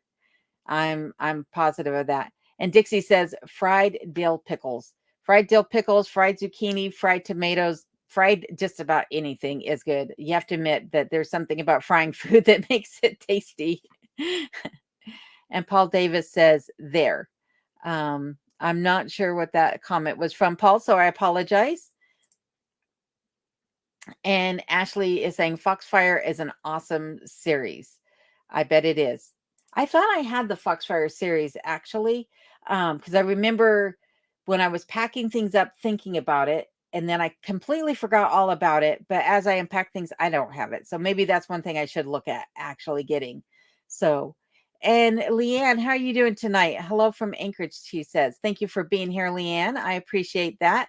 And Rob says to Dixie, now I have to go make some. Lol, been a long time. And Iris says, I'm getting hungry for fried green tomatoes and should be ready in my garden in about 2 weeks. There you go. Such a tasty and juicy treat, that's for sure. Rob is saying to Ashley, yes, it is. I have 3 to 4 of them already. Fantastic. And Wayne Sperlin says, hello from Denver, North Carolina. I'm jealous. Well, thank you for being here tonight, Wayne. And I'm sorry to make you jealous, but I do appreciate you watching to the point that you got that way. And Pat says, you will be making 6 figures before you know it. So my understanding is that most of the big channels that are making that kind of money, they're doing it because they've taken on sponsorships or because they have brand deals or they start their own product line. I'm not sure that those are things that I'll be doing. Who knows? Maybe. But for the right now, all I care about is sharing my story with you guys and getting to interact with you and just making enough money that I can survive here at the cabin and also to make improvements as I go along. That's really what my goal is. So, but who knows? Maybe someday I'll be there. I appreciate the support though and the encouragement to get there. Brooklyn says, I sprinkle the food grade diatomaceous earth in the pantry as a just in case in the apartment. You just never know. Plus, if the cat or dog step in it, it won't do them any harm. Exactly. You can actually eat diatomaceous earth yourself and it wouldn't harm you either. One other thing that I've been known to do over the years, because I'm a bit of a worrywart when it comes to insects in the kitchen, is I buy as fresh of bay leaves as I can possibly get and I will leave bay leaves sitting in a dish in the pantry or around the spice cupboard, things like that, because other bugs don't like it, and especially cockroaches don't like bay leaves, so they will tend to stay away from it. You do have to replace them as they dry out because they will lose their efficiency, but that is one of the things that I've been known to do is have bay leaves scattered throughout drawers in the kitchen and what have you. My kids are always like, why are there leaves in the drawer? Leave them there, please. And hello, Chris. How are you doing? Chris says, alone, glad I caught your live tonight. You are fun to watch. Thank you very much for that. I want to go to Alaska one day. So beautiful. Did you ever get your Scott's liquid gold? Not yet. I need to head off to that Walmart you were telling me about in Eagle River. I just haven't had the chance to do so yet. So I do plan on doing so, though, in the near future, because I need to actually polish all my wood furniture. It has not had a true polishing since I've been here, and the wood is really starting to show the effects of such. So thank you for telling me, though, where I could get it. I do appreciate that. And Rob says, I can find you a copy if you don't have one. Thanks, Rob. Let's talk next week when you and I meet. We'll talk about it then. I appreciate it, though. And Ashley says to Rob, I think they have over 12 of them now, and Ashley has 7 of them. That's a good start on the series for sure. And Pat says, I heard today that Alaska has some good programs to help seniors. That's good to hear. I'm not familiar at all with that yet, but I know that they have a lot of benefits to those who are 65 and older. So that's a nice thing about the state is that they do care and take care of people as they age here. And Rob says to Ashley, if you see more, let me know. I'm looking for more. And Alaska's Last Frontier is saying hi to Leanne from Willow. And Paul Davis says Firefox Museum is in Mountain City, Georgia. I've read some of the books back in early 70s. Great Appalachian history and knowledge. Fantastic. Thanks for sharing that, Paul. And Shane says, electric cars are horrible for the environment. Look into the manufacture of the batteries. That is one thing that I think a lot of people neglect to understand is the batteries don't last forever. They do have to be replaced. And the lithium is mined in the same way that any heavy metal is mined, copper, lead, you name it. It's all strip mining. And unfortunately, there's a lot of child labor involved in that. And they also have to use cobalt, which is, harmful, just as the lithium can be harmful. And again, child labor is being used to strip mine that as well. and it's unfortunate.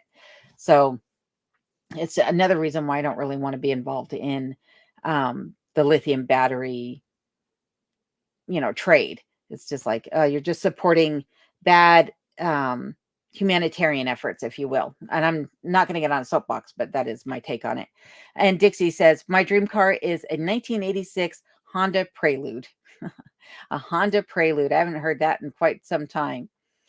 And Ashley says, Cromedge, I will probably see some middle of the next month.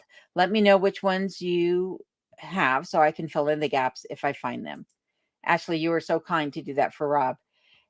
Alaska's Last Frontier Home said to AFJ, if you do drive up here in that truck, buy a big trailer and advertise you can haul stuff for people. You will fill the trailer and get your trip paid for. That sounds like a very smart idea, Bill. Thanks for suggesting that to AFJ. And hello, John in Alaska. How are you doing? John is saying, hello, everyone. Just came home. Well, thanks for popping in as you came home tonight, John. I appreciate you stopping by and saying hi in the chat. And Rob over at Curmudgeon Inn is saying we'll do to Ashley. Annette says, I have a copy of the book, Back to Basics, and I saw an ad recently of the book back in print, but I don't know who is putting it out. Interesting. Well, hopefully it still has the same information in it, and I should, if I find it, maybe I'll post a community link for it and everything so people can get a copy of it, because it is a fantastic book. And Ashley says hello to John, as well as Rob is saying it, and so is Seashell B and Bill. And on to it, Aussie. And there is John in Alaska's channel link for everybody. Be sure to check him out and see what he's up to these days. He's always got something up his sleeve. And Clint, how are you doing tonight from East Texas? Clint says, good evening. I'm late. Oy vey. Oy vey. Oh my goodness. Well, I'm glad you're here tonight, Clint. And whether you're late or you're on time, it's always good to see you. And Dixie says, Blazing Saddles. That is the funniest movie, actually. Blazing Saddles is a great movie. And Ashley is saying hello to Clint, and so is Curmudgeon. And Shane Liddell is also saying Blazing Saddles. So is John in Alaska. Joe Young, how are you doing tonight, my friend? Joe says, I just love your laugh. Still wish I could come to visit Alaska. I'm the one who keeps calling you Annie. I know, and I appreciate it. You don't have to worry about it. I know someone gave you a hard time about that. As you just mentioned, I've caught flack from it. Till I won't call you that. I don't want you to get upset about it. You can call me whatever you want, Joe. Like I said, call me Annie, call me Sister Ironsides, call me whatever you want. I take no offense, and I appreciate you leaving me comments all the time. I just haven't had a chance to catch up on the comments lately. I'm working on it. I've set a goal of sitting down every day for a few hours to get to comments. So, Joe, you're not catching any flack from me. I appreciate you commenting, and I appreciate you calling me Annie. So no worries there from me for sure. And Curmudgeon Joe says, you can call her Annie. She says it's okay. Yep. Alaska's Last Frontier says, Rob meant wasp spray for bear protection. Oh, I get it. I was wondering what that comment was. Thank you for clarifying. I know it shoots quite far. That's for sure. And Linda says, the treasure of Sierra Madres. Is that a book series also, Linda? I'm not familiar with it. And Treasure says, yay, welcome to the newcomers. Yeah, thank you, Treasure. I appreciate you saying that for everybody. And Clint is saying hello to Curmudgeon Inn. And Dixie says, wasp spray won't deter bears, will it? Raid for bears? Be their new advertising logo. Don't worry about the ants. Let's take care of the bears first. Ashley Anderson is getting a hello from Clint this evening. And Linda says, Treasure of the Sierra Madres movie sting badges. Oh, got you. That's where the saying came from. Okay, gotcha. Following along now. Sometimes I get lost in the chat and then I forget what I was talking about. Ira says, thank you all for the birthday wishes. Best to all of you. Well, thank you, Ira. And we do wish you all a happy birthday. You and Colorado Pack Rat. Give me 1 second here, folks.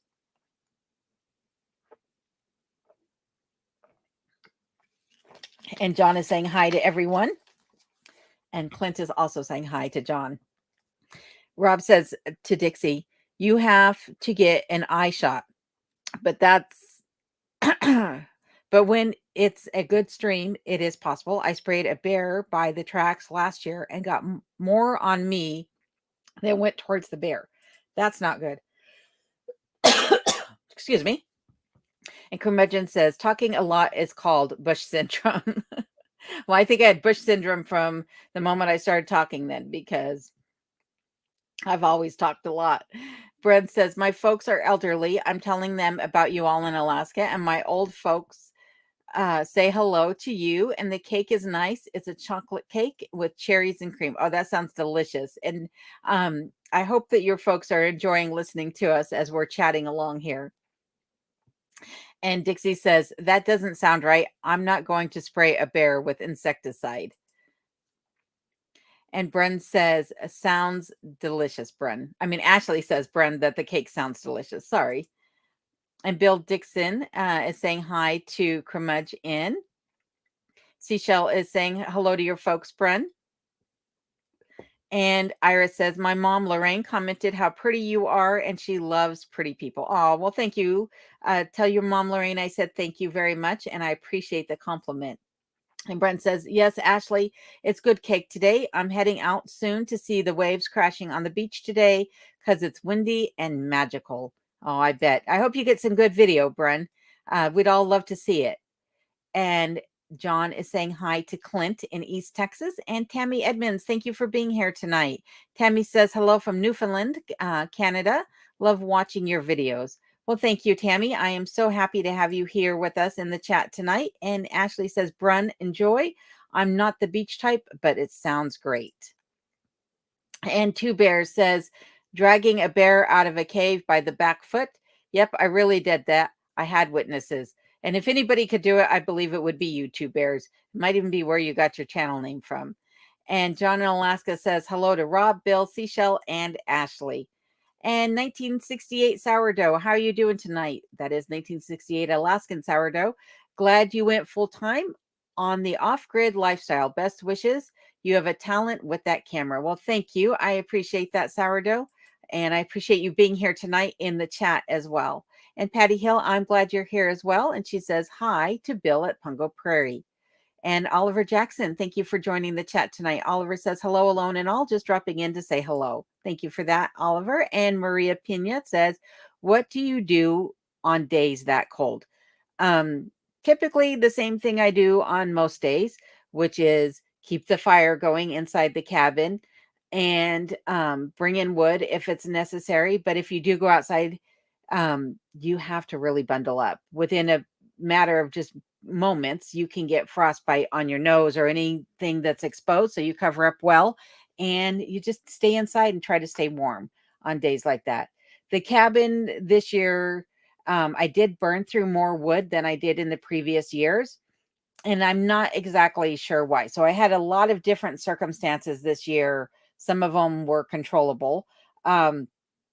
One is I have a new roof on the cabin. So that may have been part of it, that maybe the old farm roof, even though it was leaking and the roof was collapsing in, it may have done a better job of holding the heat in. One of the other things is that I didn't get the insulation put up in the windows as early as I probably should have. And that may have caused the cabin to be colder this winter than need be. And then the other thing is that over Christmas weekend, I did run out of heating oil, and that allowed things in the cabin to freeze. And so that was part of the issue of why I burnt through more wood also this year. But you do burn through a lot of wood when it gets that cold. In fact, you'll find that you burn through probably twice as much as you do on an average day. Hey, Happy Chappy, how you doing tonight? So glad you could join me. Happy Chappy says, hey, yeah, I've got a quick second, so just popping in to say hi. Hope you're feeling better today. Thank you, Happy. I am very much so. So I had a live stream on Saturday, and I had a migraine all day on Saturday before the live stream. So that's why the well wishes there from Happy Chappy. But I am definitely feeling better. So thank you very much for that, Happy. And Brooklyn says, about to make beer battered cod. Oh, that sounds delicious, Brooklyn. I wish I could come over for dinner. And Dixie says, now we are cooking with peanut oil. Peanut oil is good. I use sesame oil and olive oil probably more than anything in the kitchen, but peanut oil is good too. And Crumedge says, "Oh my God, to Brooklyn's pantry. Yummy." And Ashley says, "Brooklyn, I'll be right there. You're going to have quite the crowd for dinner. I hope you have enough room around your table there, Brooklyn." And Happy Chappy says, "Have a good chat. Ciao. Ciao, Happy. I'm so glad you could pop in for a moment." And RM says, "What recipes are on the horizon for cooking videos?" Well, I will be editing that crab bisque video. I really need to get that done. I was intending to do it today, and the trip into town took a little bit longer than I expected.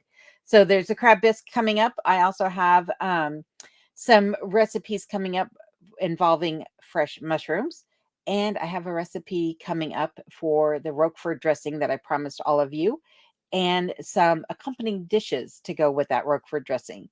So those are what's on the near horizon, as well as I have a recipe for some pecan chicken that my daughter has requested. So I'll be putting that recipe up as well.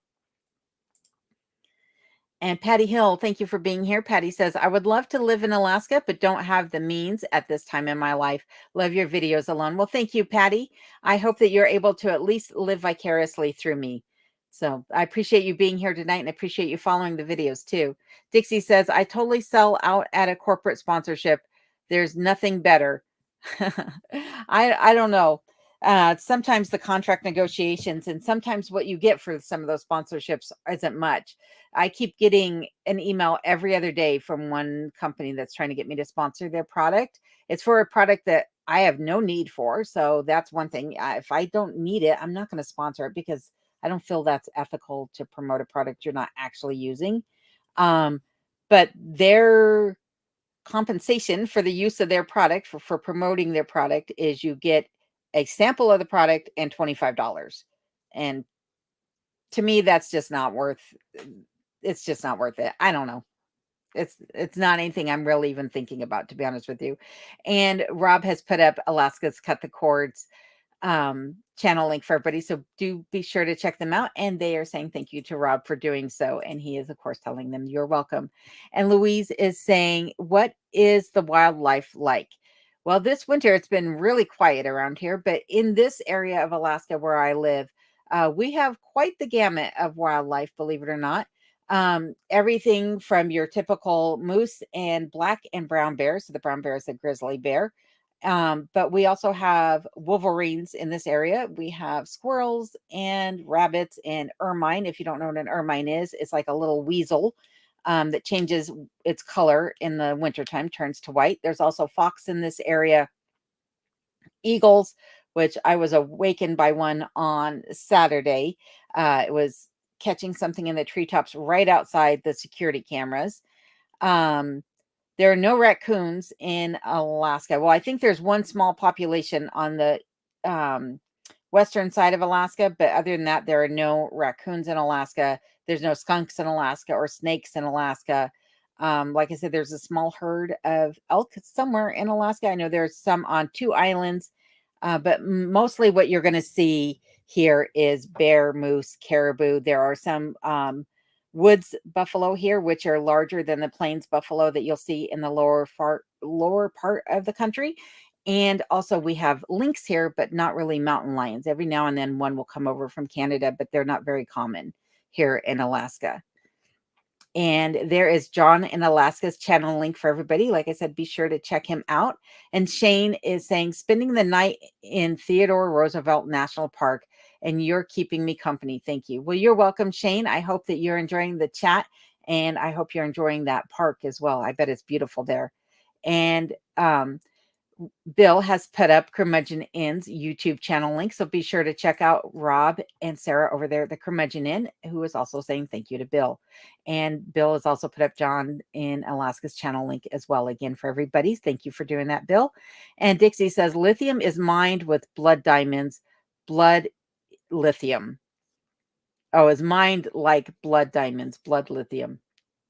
Yeah, that's all too much for me, if you ask me. Like I watched some of the documentaries on how all that stuff is mined, and I don't know, I feel bad for the kids and the people over there that are so desperate to make a dollar that they're willing to do that. And basically that's what they're making, is a dollar for their time and efforts. Not $1 an hour, but $1 a day or $1 a week or $1 a month. It's really, really sad, the situation that those people are in.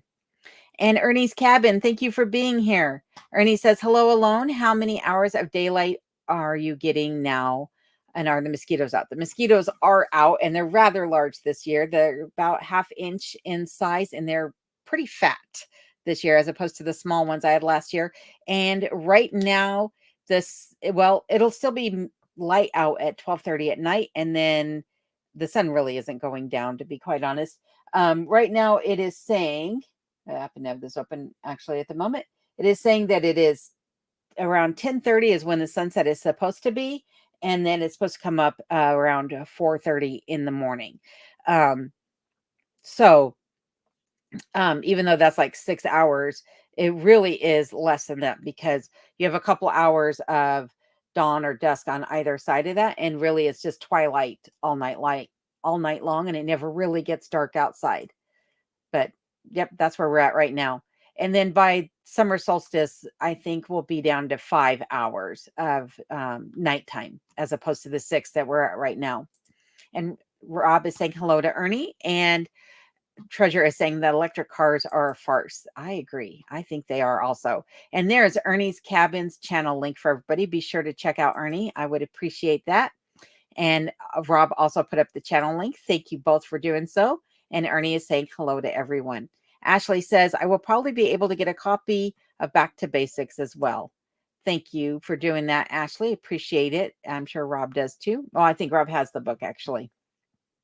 And Dixie says, I think our world will be colored, blackened by all the mining. I'm not exactly sure what that means, but potentially. And Annette says, I would rather go back to horse and buggy if they made me get rid of my old truck. No electric car for me. Well, if the way the world seems to be going, we might be there someday, especially if we ever get hit with that EMT that they keep talking about. And Ashley's giving you a thumbs up there, Annette. So that's part of the reason why I want to go back to more of a mechanical lifestyle as opposed to an electric lifestyle is one, here it is really hard to recycle your electronics. It's hard to get them off of your property when you have large electronic items.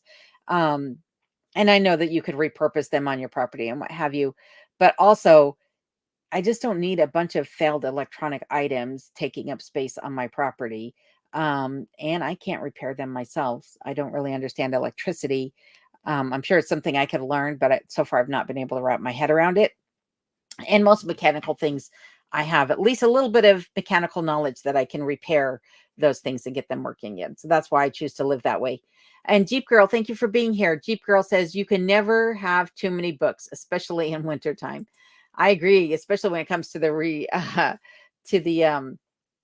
reference books. That's like I said, my preferred way. Redneck Prepper says, hey Redneck, how you doing tonight? Glad you could be here. And Carrie Ann says, do you get income from the sales of your merchandise? Yes, I do make a kickback off of the sales of the t-shirts and the mugs and hats and whatever else are available on the merchandise link underneath my videos. And she says, if so, I recommend purchasing Alone's merchandise. Thank you, Carrie Ann. I have a t-shirts that's very comfortable to wear. I also have her coffee mug. Yes, she does. She has my coffee mug right there on her table full of colored pencils. And she is a big supporter of the merchandise. So thank you for that, Carrie Ann. I really appreciate it. Brooklyn says, Cremudge, I've been craving fried fish on a potato roll, but don't eat fast food. I can't wait. Yep. I agree. I don't eat fast food very often. And if I can make the same thing at home, chances are I'm going to make it better than I could buy it elsewhere. So I hope you enjoy your po' boy there, Brooklyn. That sounds delicious. Paul Davis says, enjoyed your live stream tonight. Worked in the garden all day, so quite tuckered out. Glad I found your channel yesterday. Good night, all. Good night, Paul. Thank you for joining tonight. And I'm so glad that you enjoyed the live stream. And I hope you sleep well. And I hope to see you on the next live stream. And Rob says hello to Jeep Girl. And Bill has put up Brooklyn's Frugal Pantry channel link. So be sure to check out Brooklyn's channel. And Alaska's Last Frontier is saying, hi to Jeep Girl. What kind of Jeep do you have? And good night to Paul Davis, Bill is saying. Dixie says, I'm serious. Alaska's Last Frontier Homestead. Can I meet Jewel? So, Bill, I think you owe Dixie an answer there if Jewel will be at your get together. And Jeep Girl is saying hello to Rob over the Curmudgeon Inn. And Curmudge is laughing at Dixie. He is not the TV show, but if he can get Jewel to his place, I want to be there too. And Robert Bartman says, hello from Eagle River, Wisconsin. Love your last video on the roof, cleaning the stovepipe. You did some extra climbing, setting up your cameras. My hat's off to you. Well, thank you, Robert, for being here tonight. And I wondered how long it would be before somebody realized that I had to climb the roof twice to put up the first camera. So, yep, I definitely had to do it a couple of times. That's for sure. Getting the camera down, I think, was trickier than getting it up there, though, believe it or not, because I had to slide down with the tripod and hope not to drop it. And hello, Larry. How are you doing tonight? Larry is a cousin of mine, so thank you for being here, Larry. Appreciate you joining the chat. And Jeep Girl says, Alaska's Last Frontier. I have a 2001 Cherokee and a 77 CJ5. Very cool. I love the CJ5s. I used to have a lot of Jeeps myself. They're fantastic vehicles. At least they used to be. I can't speak for them today after they changed ownership, but used to be one of my favorite vehicles. One second, folks.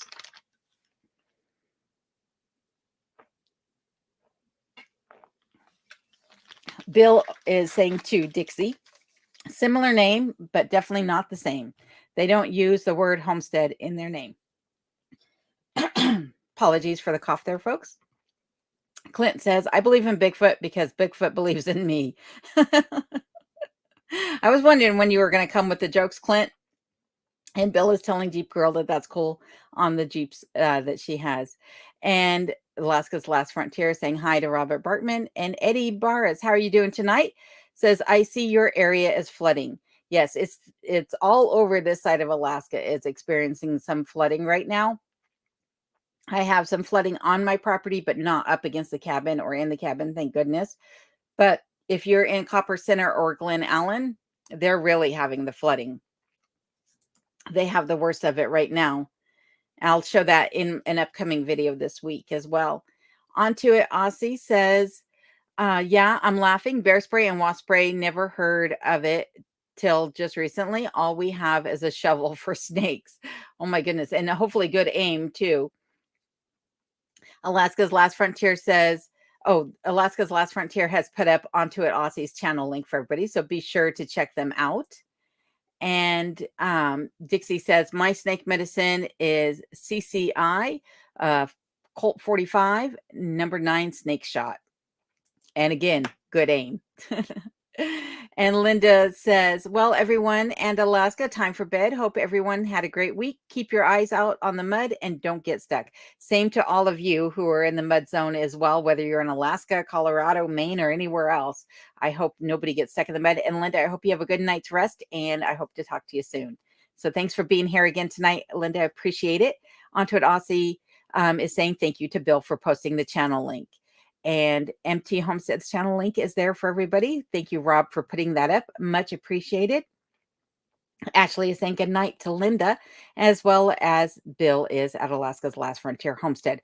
Brooklyn says, Brooklyn's laughing and says, I have room, but Miley isn't stranger friendly. She rarely accepts people. You might have to bribe her at the door. How's that? And John is saying thank you to Rob. Brooklyn says, I adopted Miley at 5 years old. She's about 9. She has bad anxiety and was badly abused. Oh, I'm so sorry to hear that. That's never a good thing. But thank you for adopting her, and I hope she's doing much better now. And Clint is saying good night to Linda. John is saying thanks to Bill. And Alaska's Last Frontier is saying, that's sad to hear about Miley. Glad she has a good home now. I agree. I think that's awesome. And Maria says, I use baking soda and powdered sugar for ants, equal amounts of each, but not good when it rains. Yeah, same thing with the diatomaceous earth. When it rains, it does absolutely no good. And Dixie says, if you don't have armadillos and possums, then you ain't living. Two Bears says, Miss Alone, I have 3 baby rabbits and they will be needing new homes. Want me to send you 1 or 3? I think I'm going to pass, but I appreciate you thinking of me, Two Bears. Brooklyn says, all to Alaska's Last Frontier Homestead. She is my baby. I take a bullet for her, this dog. She's beautiful blue nose pit bull. Oh, that's fantastic. My neighbors, when I was growing up, had a pit bull, and it was one of the sweetest dogs I'd ever encountered. She was gorgeous too. Hello, Beachcomber. How you doing tonight? Beachcomber says, hello alone. I've been a follower since day one, but had my commenting taken away after commenting about our Prime Minister, New Zealand's censoring. Oh, no way. Anyway, I'm back and do enjoy your videos. Well, I'm glad you're here, and I'm sorry to hear that you got censored like that. That is why I stand for, America's Constitution and our freedom of speech, and I hope that's one thing that they never take away from us, is that and our 2A rights. So welcome back, Beachcomber. I'm glad to have you here, and I'm glad that you're able to comment again. And Alaska's Last Frontier Homestead says, you forgot about mountain goat, sheep, and Sasquatch. That's true. We have a lot of that. In my last video, I showed the doll sheep. I haven't yet been able to get Sasquatch back on video, but hopefully soon. If I do, you guys will be the first to know. And Rob is saying hello to Beachcomber. And Lonnie Ann, how are you doing tonight? Lonnie Ann says, hi, alone. We love watching your channel. Well, thank you, Lonnie Ann. I'm so glad you could be here, and I appreciate the compliment. And Ashley reminded me that we also have musk ox as well, and which is a type of yak. Yep. I'm sure there's a lot more animals that I forgot too. There's a ton of different birds here, like the trumpeter swan is here, and the tundra swan that we have here. Canadian geese. We also have here the Canada goose. I should say it's not Canadian goose, but a Canada goose. And polar bears.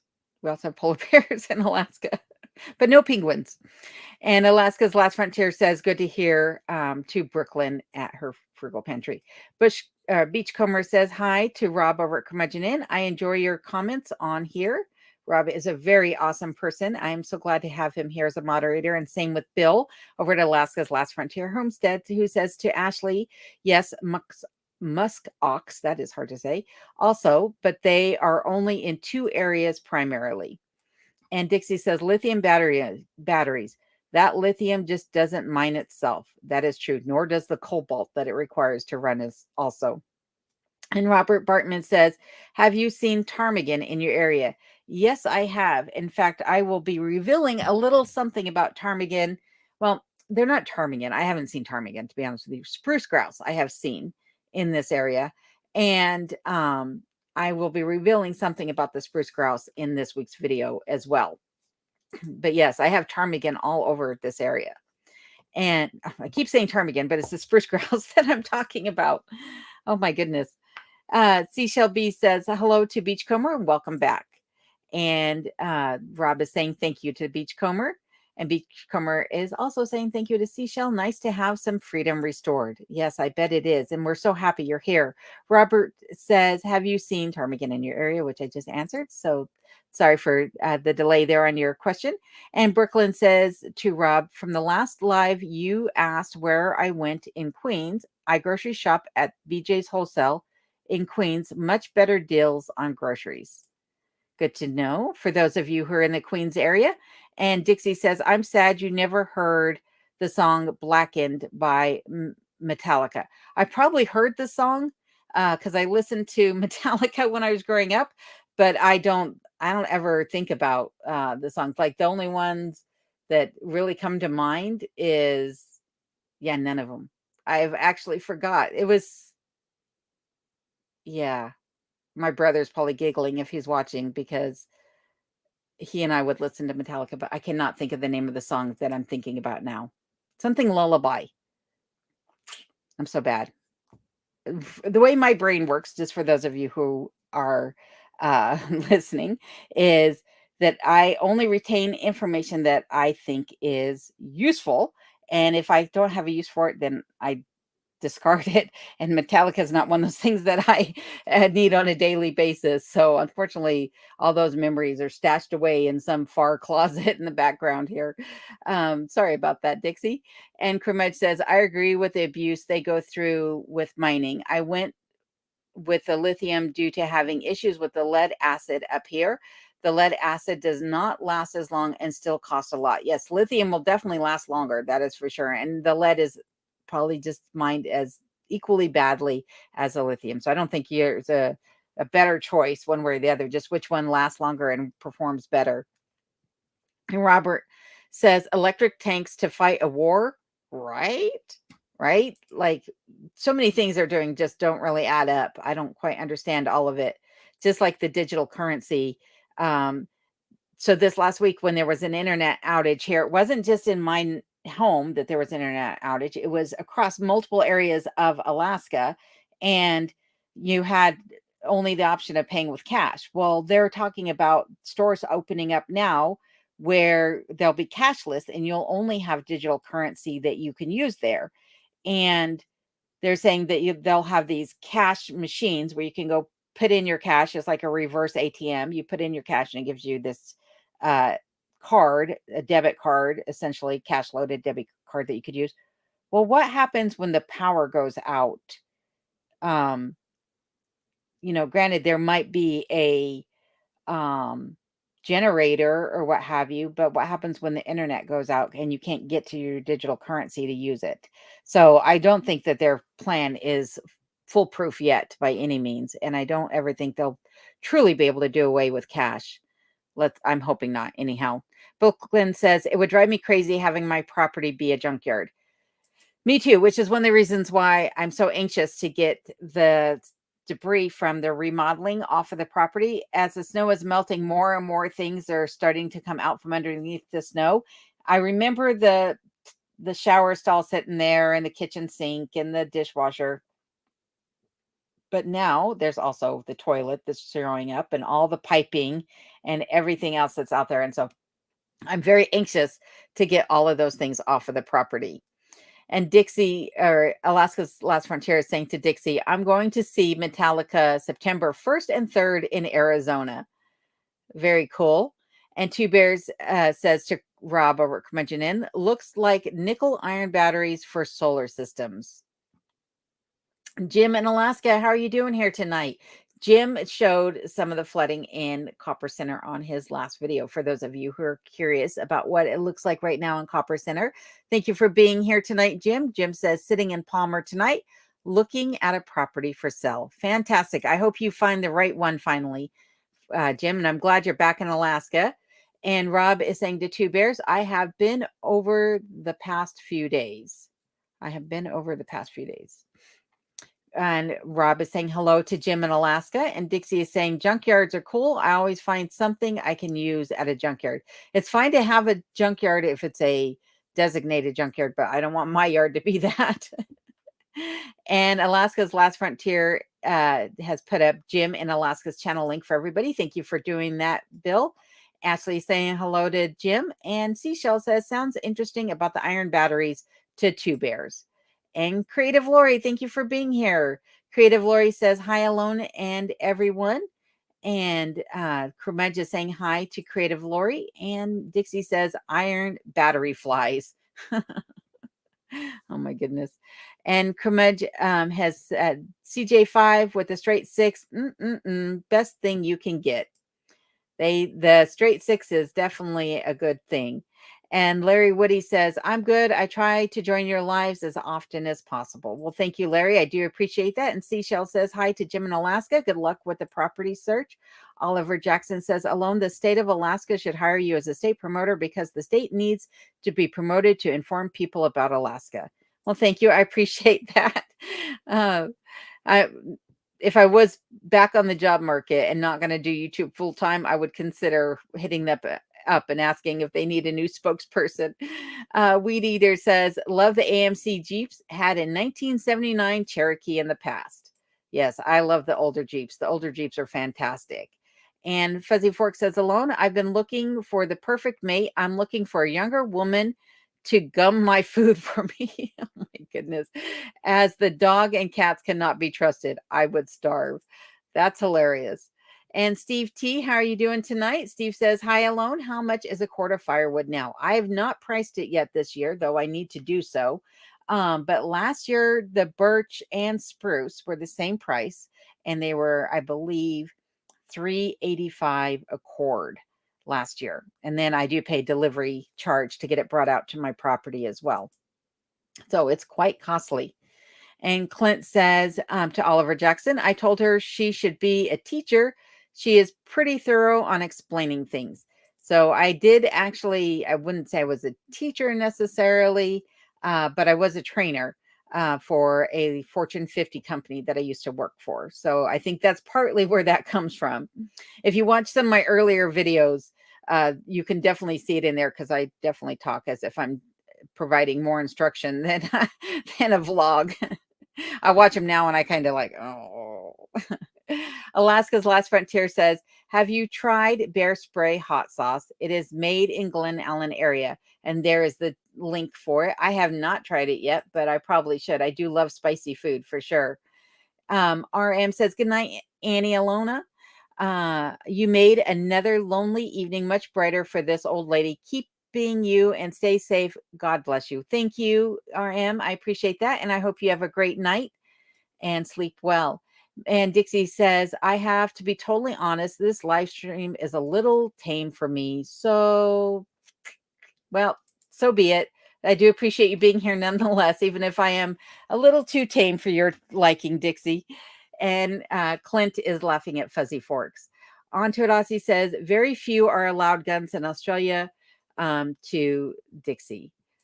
And Fuzzy Forks says, thanks to Clint. And RM says, well, bless your heart, Dixie.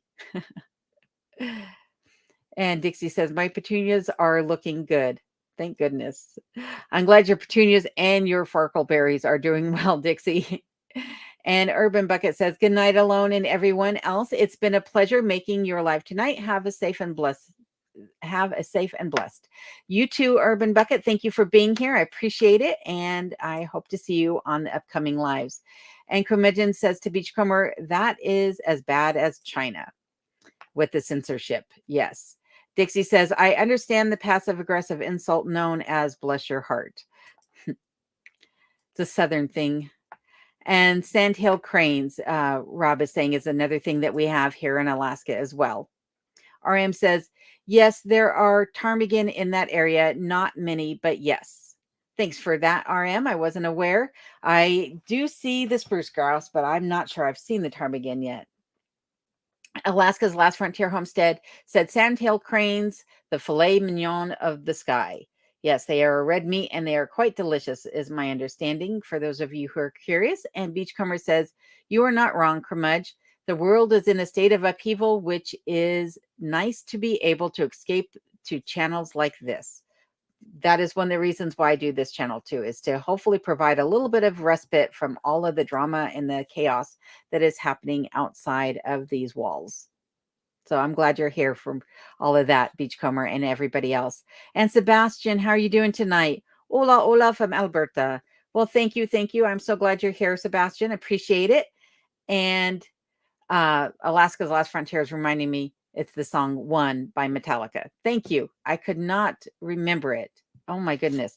I just remember my brother actually playing it on the piano. He has got a gift for being able to play any tune by ear after one listen, which is pretty amazing. I don't have that talent. And Heather says, Alone, if you get a video of Sasquatch, you'll be doing a worldwide reveal, not just Alone in Alaska, lol. So much talk about them, but no one has a pic yet. Keyword yet. We'll see. Who knows? I'm always out there looking like, I wonder what's really out there beyond those trees. So maybe someday. And Curmudge says, lol, I still listen to old Iron Maiden up here. Poor critters are like, what the hell is that? They're probably thinking that as I'm playing the crooners up here, all the Appalachian music, they're probably like, what in the world is this girl listening to? Dixie says, a Metallica lullaby would be Enter Sandman. Oh, yep, that's another one. Yep.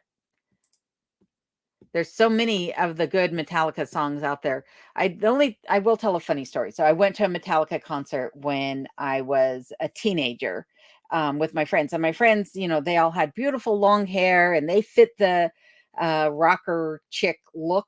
I did not. I was a tomboy and I did not fit the look at all. And I just remember, that when you're at those concerts, you're headbanging and you got your fist going in rhythm. Well, the girl behind me and I were not in sync, and every time I went down, she went up. And so when I went up, she came down, and I kept hitting her in the forehead every time she came down. I felt so bad, and then I could not get in sync with that poor girl. And so I think she probably went home with a bruise in the center of her forehead from that concert. Oh my goodness. Louis says, really enjoy your videos. Bedtime now. Have to be up at 4 a.m. Texas time. Well, thank you for being here, Louise. I appreciate it. And I hope that you have a good night and sleep well. And I hope to see you on the next live chat. REM says, right on. Check the unnecessary info. Got to be smart in Alaska and not brain fried. I agree. Totally agree on that one. And Rob says, then I will not shop at those locations. I'm sure he's talking to, actually, I don't know who he's talking to. Maybe Brooklyn, because they were talking about shops in Queen, but I'm not exactly sure. So my apologies. Dixie says, I'm convinced that the 22 long rifle rounds will become currency. The way they keep talking about there being shortages of it, I'm pretty sure they're going to be worth as much as gold. Because every time you go into a store, they're like, there's a shortage on 22 long rifle. Yeah, there has been for the last decade. So I think you might be right. And AFJ says electric cars, CBDC, etc., is all about control. Yes, they are. All the governments are these days. And Ashley is giving you the thumbs up there, AFJ, as an agreement. Yep. And Alaska's Last Frontier says to Dixie, I have one or two of those 22 currency rounds. Ashley says, my 22 was lost in a boating accident. Krumudge says, that is not good, Ashley. Wink, wink, says Ashley. Ann Mack, thank you for being here tonight. Ann says, hello from Murray, Kentucky. How many hours of daylight have you been having? Right now, I am at about 6 hours of daylight, though it's twilight during the night and not really getting dark at night currently. And Adriana Foss, thank you for being here. Says, sorry I'm late. Glad to catch a live. I'm glad that you're here as well. And I'll be on for about another 25 minutes. And then I'll be shutting her down for the night. But I'm glad you're here for this last half hour of the live stream. Onto it, Aussie says, digital is not good. Last year, our entire city shut down due to flood. Nothing worked. Stores couldn't open as all power was out. No one could get anything. That is one of the reasons why I encourage everybody to have emergency supplies on hand of all sorts, not just food, but also to have emergency clothing and blankets and medical supplies and water, because you just never know what's going to happen. And you have to have them put up someplace where floodwaters can't get to them as well. So thank you for reminding everybody of that, Aussie. Much appreciated. Dixie says, where I live, you want oak for firewood. Yep. And here, birch is the best that I have found for Alaska. And Krumudge says, ooh, I finally understood what you meant, Ashley. Ashley's given Rob the thumbs up there. And Wendy Delator, how are you doing tonight? Wendy says, hi, Alone. Next week, I'll be in Mexico. My daughter is having a destination wedding in Cancun area. This Wisconsin girl is going to melt. I bet. I bet you're going to have to acclimate before you go. Go sit in the sauna for a day or two before going to Mexico, Wendy. Hopefully that'll help. But congratulations on your daughter's wedding, nonetheless. And Fuzzy says, I only met Alone on Stevie's live last Saturday. Yep. I was on Steve's Woodworking and Homesteads live on Saturday night, and Fuzzy was there. So thank you, Fuzzy, for coming on over. I appreciate it. Krumudge says to Dixie, we only have a few types of trees here. This is true. And Robert Bateman says $380 for a face cord or a full cord. It's a full cord. So a 4 foot by 4 foot by 8 feet cord of wood. And Rob says that should be a full cord. Yep. And Eddie says, spicy food, try ghost pepper cheese next time you go to Three Bears. You won't be able to sit for a week. Oh my goodness. That one I might pass on. And Dixie is saying that our limited amount of trees sucks for us here in Alaska. Well, at least we have birch, and there's a lot of people here who do burn the spruce trees as well. And Fuzzy says, Alone, I looked for a video where you showed your firearms, but I missed it. Um, Fuzzy, I will let you know what video that is, but off the top of my head, I don't recall. It might be video 19 or 20 or 21, somewhere right around there, I believe, is when I showed some of my firearms. And then there's a later one last fall from when I went hunting. There's a couple videos where I show a good number of my firearms. I'm trying to think. So maybe episode 47 or 48, Fuzzy, might be the ones you're looking for amongst the 19, 20, or 21. And Rob says to Dixie, birch works well for us up here, and a lot of us are burning up the beetle-killed spruce before it burns us up. That is true. You got to clear off all that dead standing wood. And Dixie is saying, rock on, man. Rock on. Annette says, Enter the Sandman is my favorite song by Metallica. And Dixie says, actually, Orion is my favorite Metallica song. The lyrics are awesome. Kumach says, yep, I remember the Headbangers Ball on MTV, lol. Sourdough says, is laughing at me, and it says, Metallica concert. I always wondered how Headbangers was a term, and now you know. And Krimudge is saying hello to Sourdough. Clint says, got to be prepared. Never know what is going to happen these days. Crazy world right now. That it is, weather-wise and people-wise. And Colorado Packrat says, a lot of boating accidents here in the Blue Mesa Reservoir, but now government is drained. Oh, no. If they ever drain those and pull off serial numbers or go, wait, I thought you said you had a boating accident on the Blue Mesa, but your gun wasn't amongst the ones we collected. Oh my goodness. Oh. Curmudgeon Inn said, or put up Brooklyn's channel link for everybody. Thank you for doing that, Rob. And onto it, Ussie says, yes, Alone. I'm lithium you on that. I can go months without going to town. Yep, that's how I am. And the other thing about the electric cars here is like the distance that you have to drive. And I was seeing a thing the other day, well, two things about the the electric cars. They were saying that they were at a charge station and it was taking hours for them to charge when it really shouldn't have been taking that long. And who has hours to wait? And if there's a line, because there aren't that many charge stations, then that's an issue as well. But also they were saying that they're having to use coal plants to feed the electricity, to produce electricity to the charging stations. And I was like, wait, aren't we going backwards? Isn't that the exact opposite of what they're trying to get us to believe? So, but I'm glad to hear that you can go months without going to the store. That is an awesome way to be. And Colorado Packrat says, Blue Mesa and a lot of guns, mightn't. I'm sure that means missing. Yes. And the Blue Mesa, for those of you who are not familiar with it, is a lake down in the southern part of Colorado, and it is massive. For Colorado standards, it is a big lake because Colorado doesn't have that big of lakes. We have a few, but they're not as big as the Blue Mesa. The Blue Mesa is absolutely huge. So if they're actually draining it like they did Antero, that's quite the sight to see, I'm sure. And what's really sad about that, if they are draining the Blue Mesa, is that the sandhill cranes migrate to the Blue Mesa. That's one of their stopover points before they hit down to Texas. And it's quite the sight to see there too at the Blue Mesa. And Dixie says Metallica's song Call of the Cthulhu, I don't know how to say that. I apologize. Also has very powerful lyrics. And Alaska's Cut the Cord, or I'm sorry, Alaska's Last Frontier Homestead. Sorry about that, Bill. It said, put up Rob's channel link. Oh my goodness, I'm getting tongue-tied. Sorry about that, folks. And Sourdough is saying to Rob, hello, right back at you. And Rob has put up onto it Aussie's channel link for everybody again. Colorado Packrat said, can be found. So the missing guns can be found. Wow, this keeps sending before I finish or fat fingers. Welcome to my world, Colorado Packrat. I'm guilty of the same. One more sec, folks. Getting a dry throat here.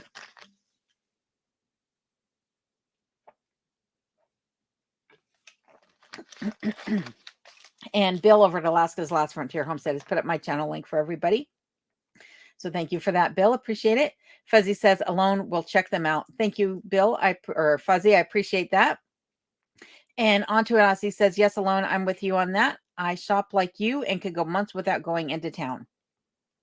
It's awesome to be able to do so. And Lisa, how are you doing tonight? Lisa says, I will be in Alaska next month. Woohoo! We'll get to stay 2 weeks visiting my daughter. I love Three Bears. What part of Alaska are you in? I am in the Copper River Basin. So I'm close to Glen Allen. I would say would be the closest town to me. And Three Bears, unfortunately, is not on this side of the state.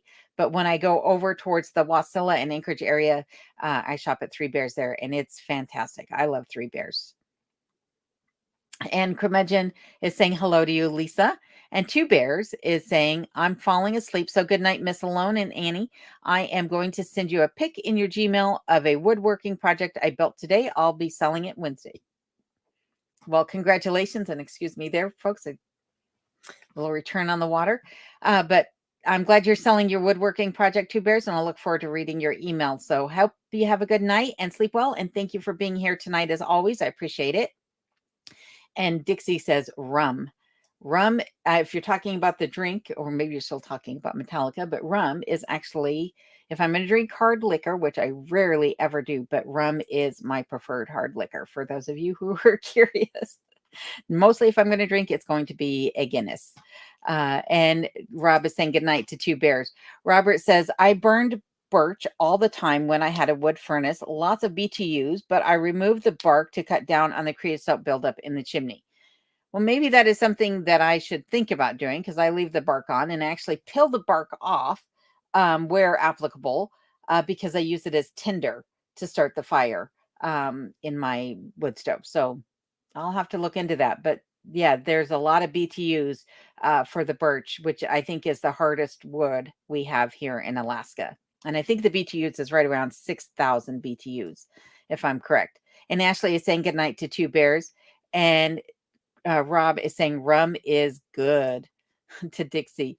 Shane says, what happens when the power goes out only begins to describe what's wrong with digital currency? What happens when a corrupt government doesn't want you to access your money, which becomes representation, or how does it go? Governance without representation. I forget what the saying is, but yeah, it's not a good thing. Like, nobody should be able to just lock you out of your funds that you earned for, and they've already taxed it. So hands off, in my opinion. Dixie is saying, rum to the hills, rum for your life. Oh, well, my bet, how are you doing tonight? And my bet says electric cars are absolutely ridiculous. Yes, they are. What kills me is they're doing the electric and driverless semi trucks. That's the one that gets me. It's like, how there's a whole convoy of them. I don't understand how that can be safe, but what do I know? And Sarah says 8.5 months since I've been to town. Woo, Sarah, you've got to be going stir crazy in the cabin. I'm so glad you're getting to go to town this week, though. I hope that you have a great time, you and Rob, when you're there. And Onto It Aussie says, with you, not lithium, autocorrect. I knew what you meant. I thought it was funny, though. Your phone's listening to us. That's one of the things that creeps me out, is how much the phones actually listen to everything we say. And my bet says, we have sandhill cranes in Florida too. Sandhill cranes are really beautiful. They are so fun to watch. Annette says, and shutting down the coal mining. The coal mine my son used to work for is already closed and for sale. It's so sad, because they'll shut all these things down.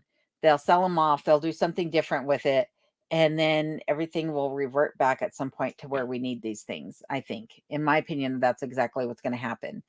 And Curmudgeon is saying to my bet, they used to be all over Sarah's house in Southwest Florida, the sandhill cranes, that is. Colorado Packrat says the Blue Mesa water is being sent to Arizona and California per feds. Oh my goodness. Colorado already diverts a lot of its water to California. So yikes. John Alaska says, good night, everyone. Got things to do. Well, good night, John. Thank you for being here. I appreciate you popping in for the bit that you did, and I hope you get lots done. Ashley is saying good night to John, and so she shall be. And Rob is as well, and put up John's channel link for everybody. So please be sure to check out John's channel. I'm sure he would greatly appreciate that. Dixie says, I was going to quote lyrics from AC/DC's song, but that may be inappropriate for this channel. Probably so. Probably so, Dixie. And Alaska's Last Frontier is also saying goodnight to John. Creative Lori says, sorry, I was eating dinner while but listening. I'll stick to my old Toyota Camry with almost 300,000 miles, no electric cars for me, been putting away dried goods as much as I can by rationing. Awesome. That is so fantastic for you, Lori. So for everyone who doesn't know, Lori has a fantastic channel where she shows different ways that you can do some frugal living. And if you can, I recommend that you check her out. If someone could throw up her channel link, that would be greatly appreciated. I hope you're feeling much better these days, Lori, and I hope dinner was good too. Thank you for all of your comments. And Fuzzy Fork says, I could not find Alone's email, so contacted her by the business area. So yeah, if you go into the About page, the About tab of my homepage, you'll see there's a section where it says email. I think you have to click on something that says you're not a spammer, and then my email address will come up and you can email from there. And Lisa says, I will be in Eagle River also. Wasilla some too. We'll be going to Valdez for a couple of nights. Well, you are in for a treat. I hope you have good weather when you're here, because that trip down to Valdez, like when you're coming along the Glen Highway and then you go down the Richardson Highway to Valdez, is absolutely beautiful. It is one of the best drives, I think, in Alaska. So I'm so glad you're going to get to make that trip, Lisa, while you're here. And Alaska's Last Frontier is saying to Fuzzy, here's Alone's public email address. Thank you very much for putting that up, Bill. I appreciate it very much. Oh, did I click on it? Yes, I did. Sorry. Wasn't sure if it was showing on screen. Sorry about that, folks. And Fuzzy says, thank you to Bill for providing the email address. And Bill is, of course, saying you're welcome. Creative Lori says, electric cars can be dangerous too. While you wait to charge, you're a sitting duck. Yep, exactly. You just never know these days what is going to happen with all those electronics. Robert Bateman, taxation without representation. That is exactly the saying I was looking for. Thank you very much. That is exactly what I meant. Thank you. And Kathy, how are you doing tonight? Kathy says, first time here. Well, thank you for being here. I hope you have been listening all along, and I hope you enjoyed the live stream. And Rob is saying hello to Kathy, and so is Bill over at Alaska's Last Frontier Homestead. Dixie says, we have these big birds here called Big Bird. I think they are actually gay herons. Oh my goodness. Dixie is always full of jokes, folks. And Alaska's Last Frontier has graciously put up Creative Lori's channel link for everybody. So be sure to check out Creative Lori and pay her site a visit. She is a lot of fun to watch. Hey, poor man, how you doing there?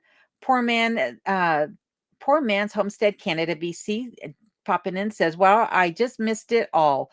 Well, at least you made it here for the last couple of minutes. I'm glad you're here. Better late than never.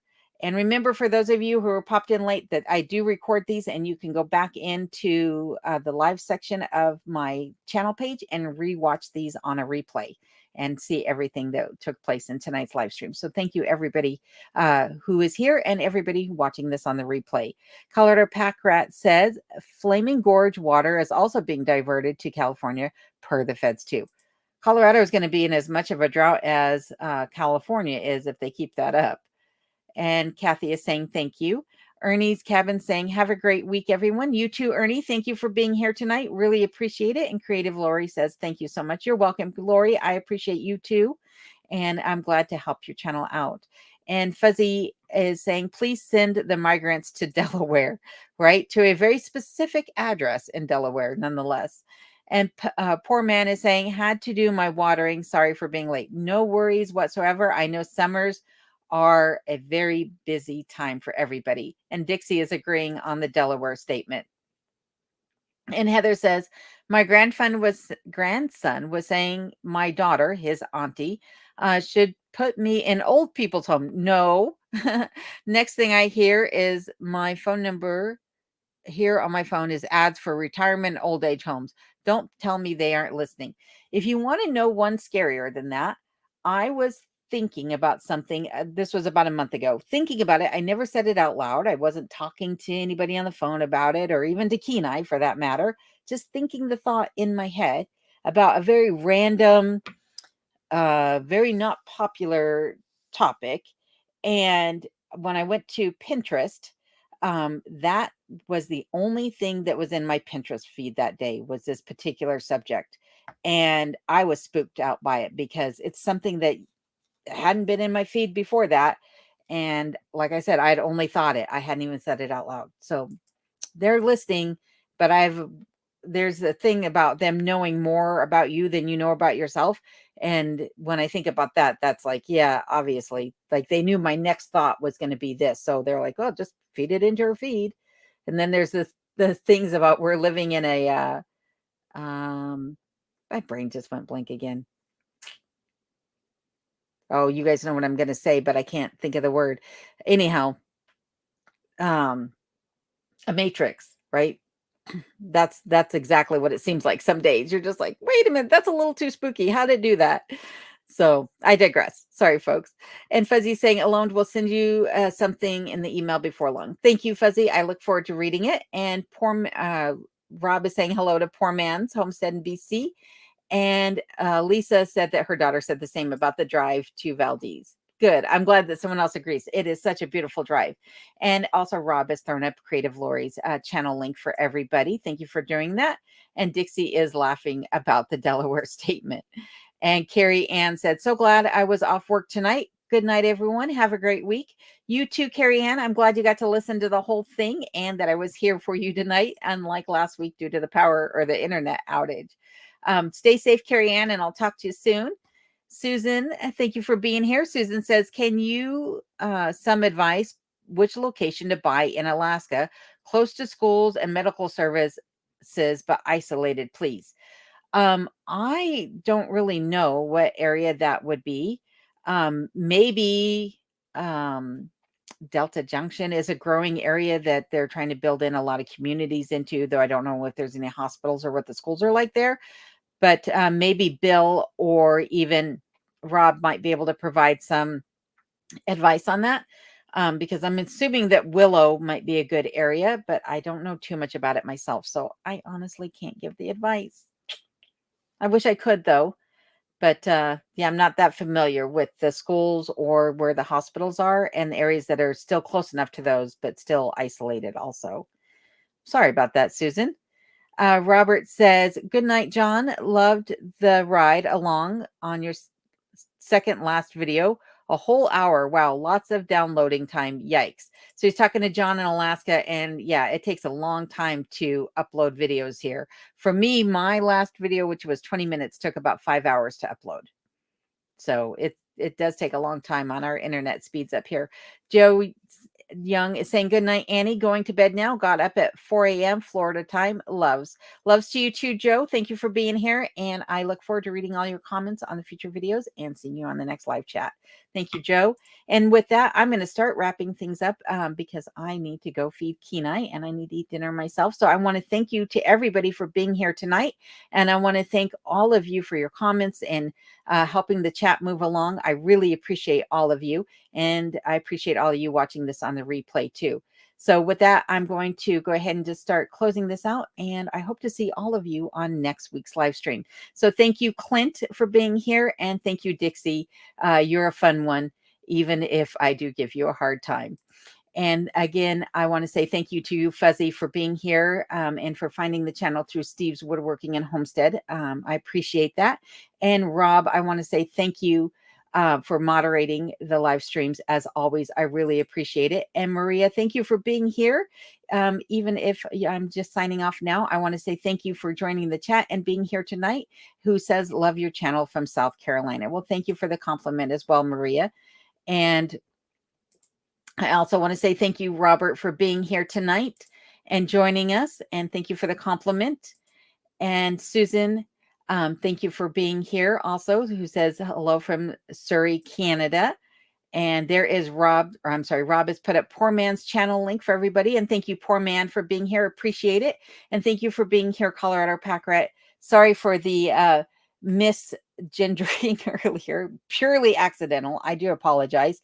And also happy birthday as well. I really appreciate it.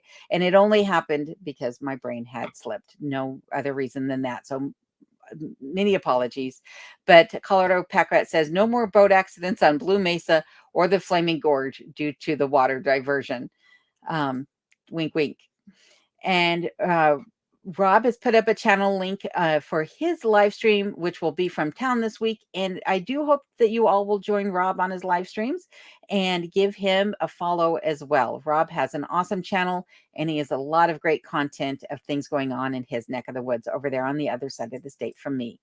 And Onto It Aussie, thank you for being here. And Onto It Aussie says, Alone, it's been an absolute pleasure to join in today, but I better get out in my veggie garden before it gets dark. Love your channel and looking forward to seeing more. Cheers, everyone. Thank you, Onto It Aussie, and I look forward to following your channel as well. And thank you for being here. I really appreciate it. And Ashley, I also have to say thank you for being here. You're a wonderful delight to always have on my channel, no matter where it's at. So thank you, Ashley. And Seashell B, thank you for being here as well. And Matt, I appreciate you being here as well also. And Matt says, I was talking to a coworker once about robot lawnmowers. Neither of us Googled anything on a phone or PC. We just were talking. When I got back to my desk, I had ads for robot lawnmowers popping up. Yep, they are listening, folks. And Rob is saying thank you to Ashley and Seashell. And Sourdough, thank you for being here as well. I hope that you're doing well, and I hope to see you again on the future chats. And Sourdough says, AI is scary thing. Pinterest, Matrix, Google, all of it. It's all connected. Poor Man is saying thank you to Rob and hello. Colorado Pack Rat says, too much spooky listening by everything electronic around you. Limit all electronic smart devices. I agree. Good idea. Dixie says, you have entered the matrix by doing this live stream. Probably so, folks. And Ashley's giving a thumbs up to some sourdough.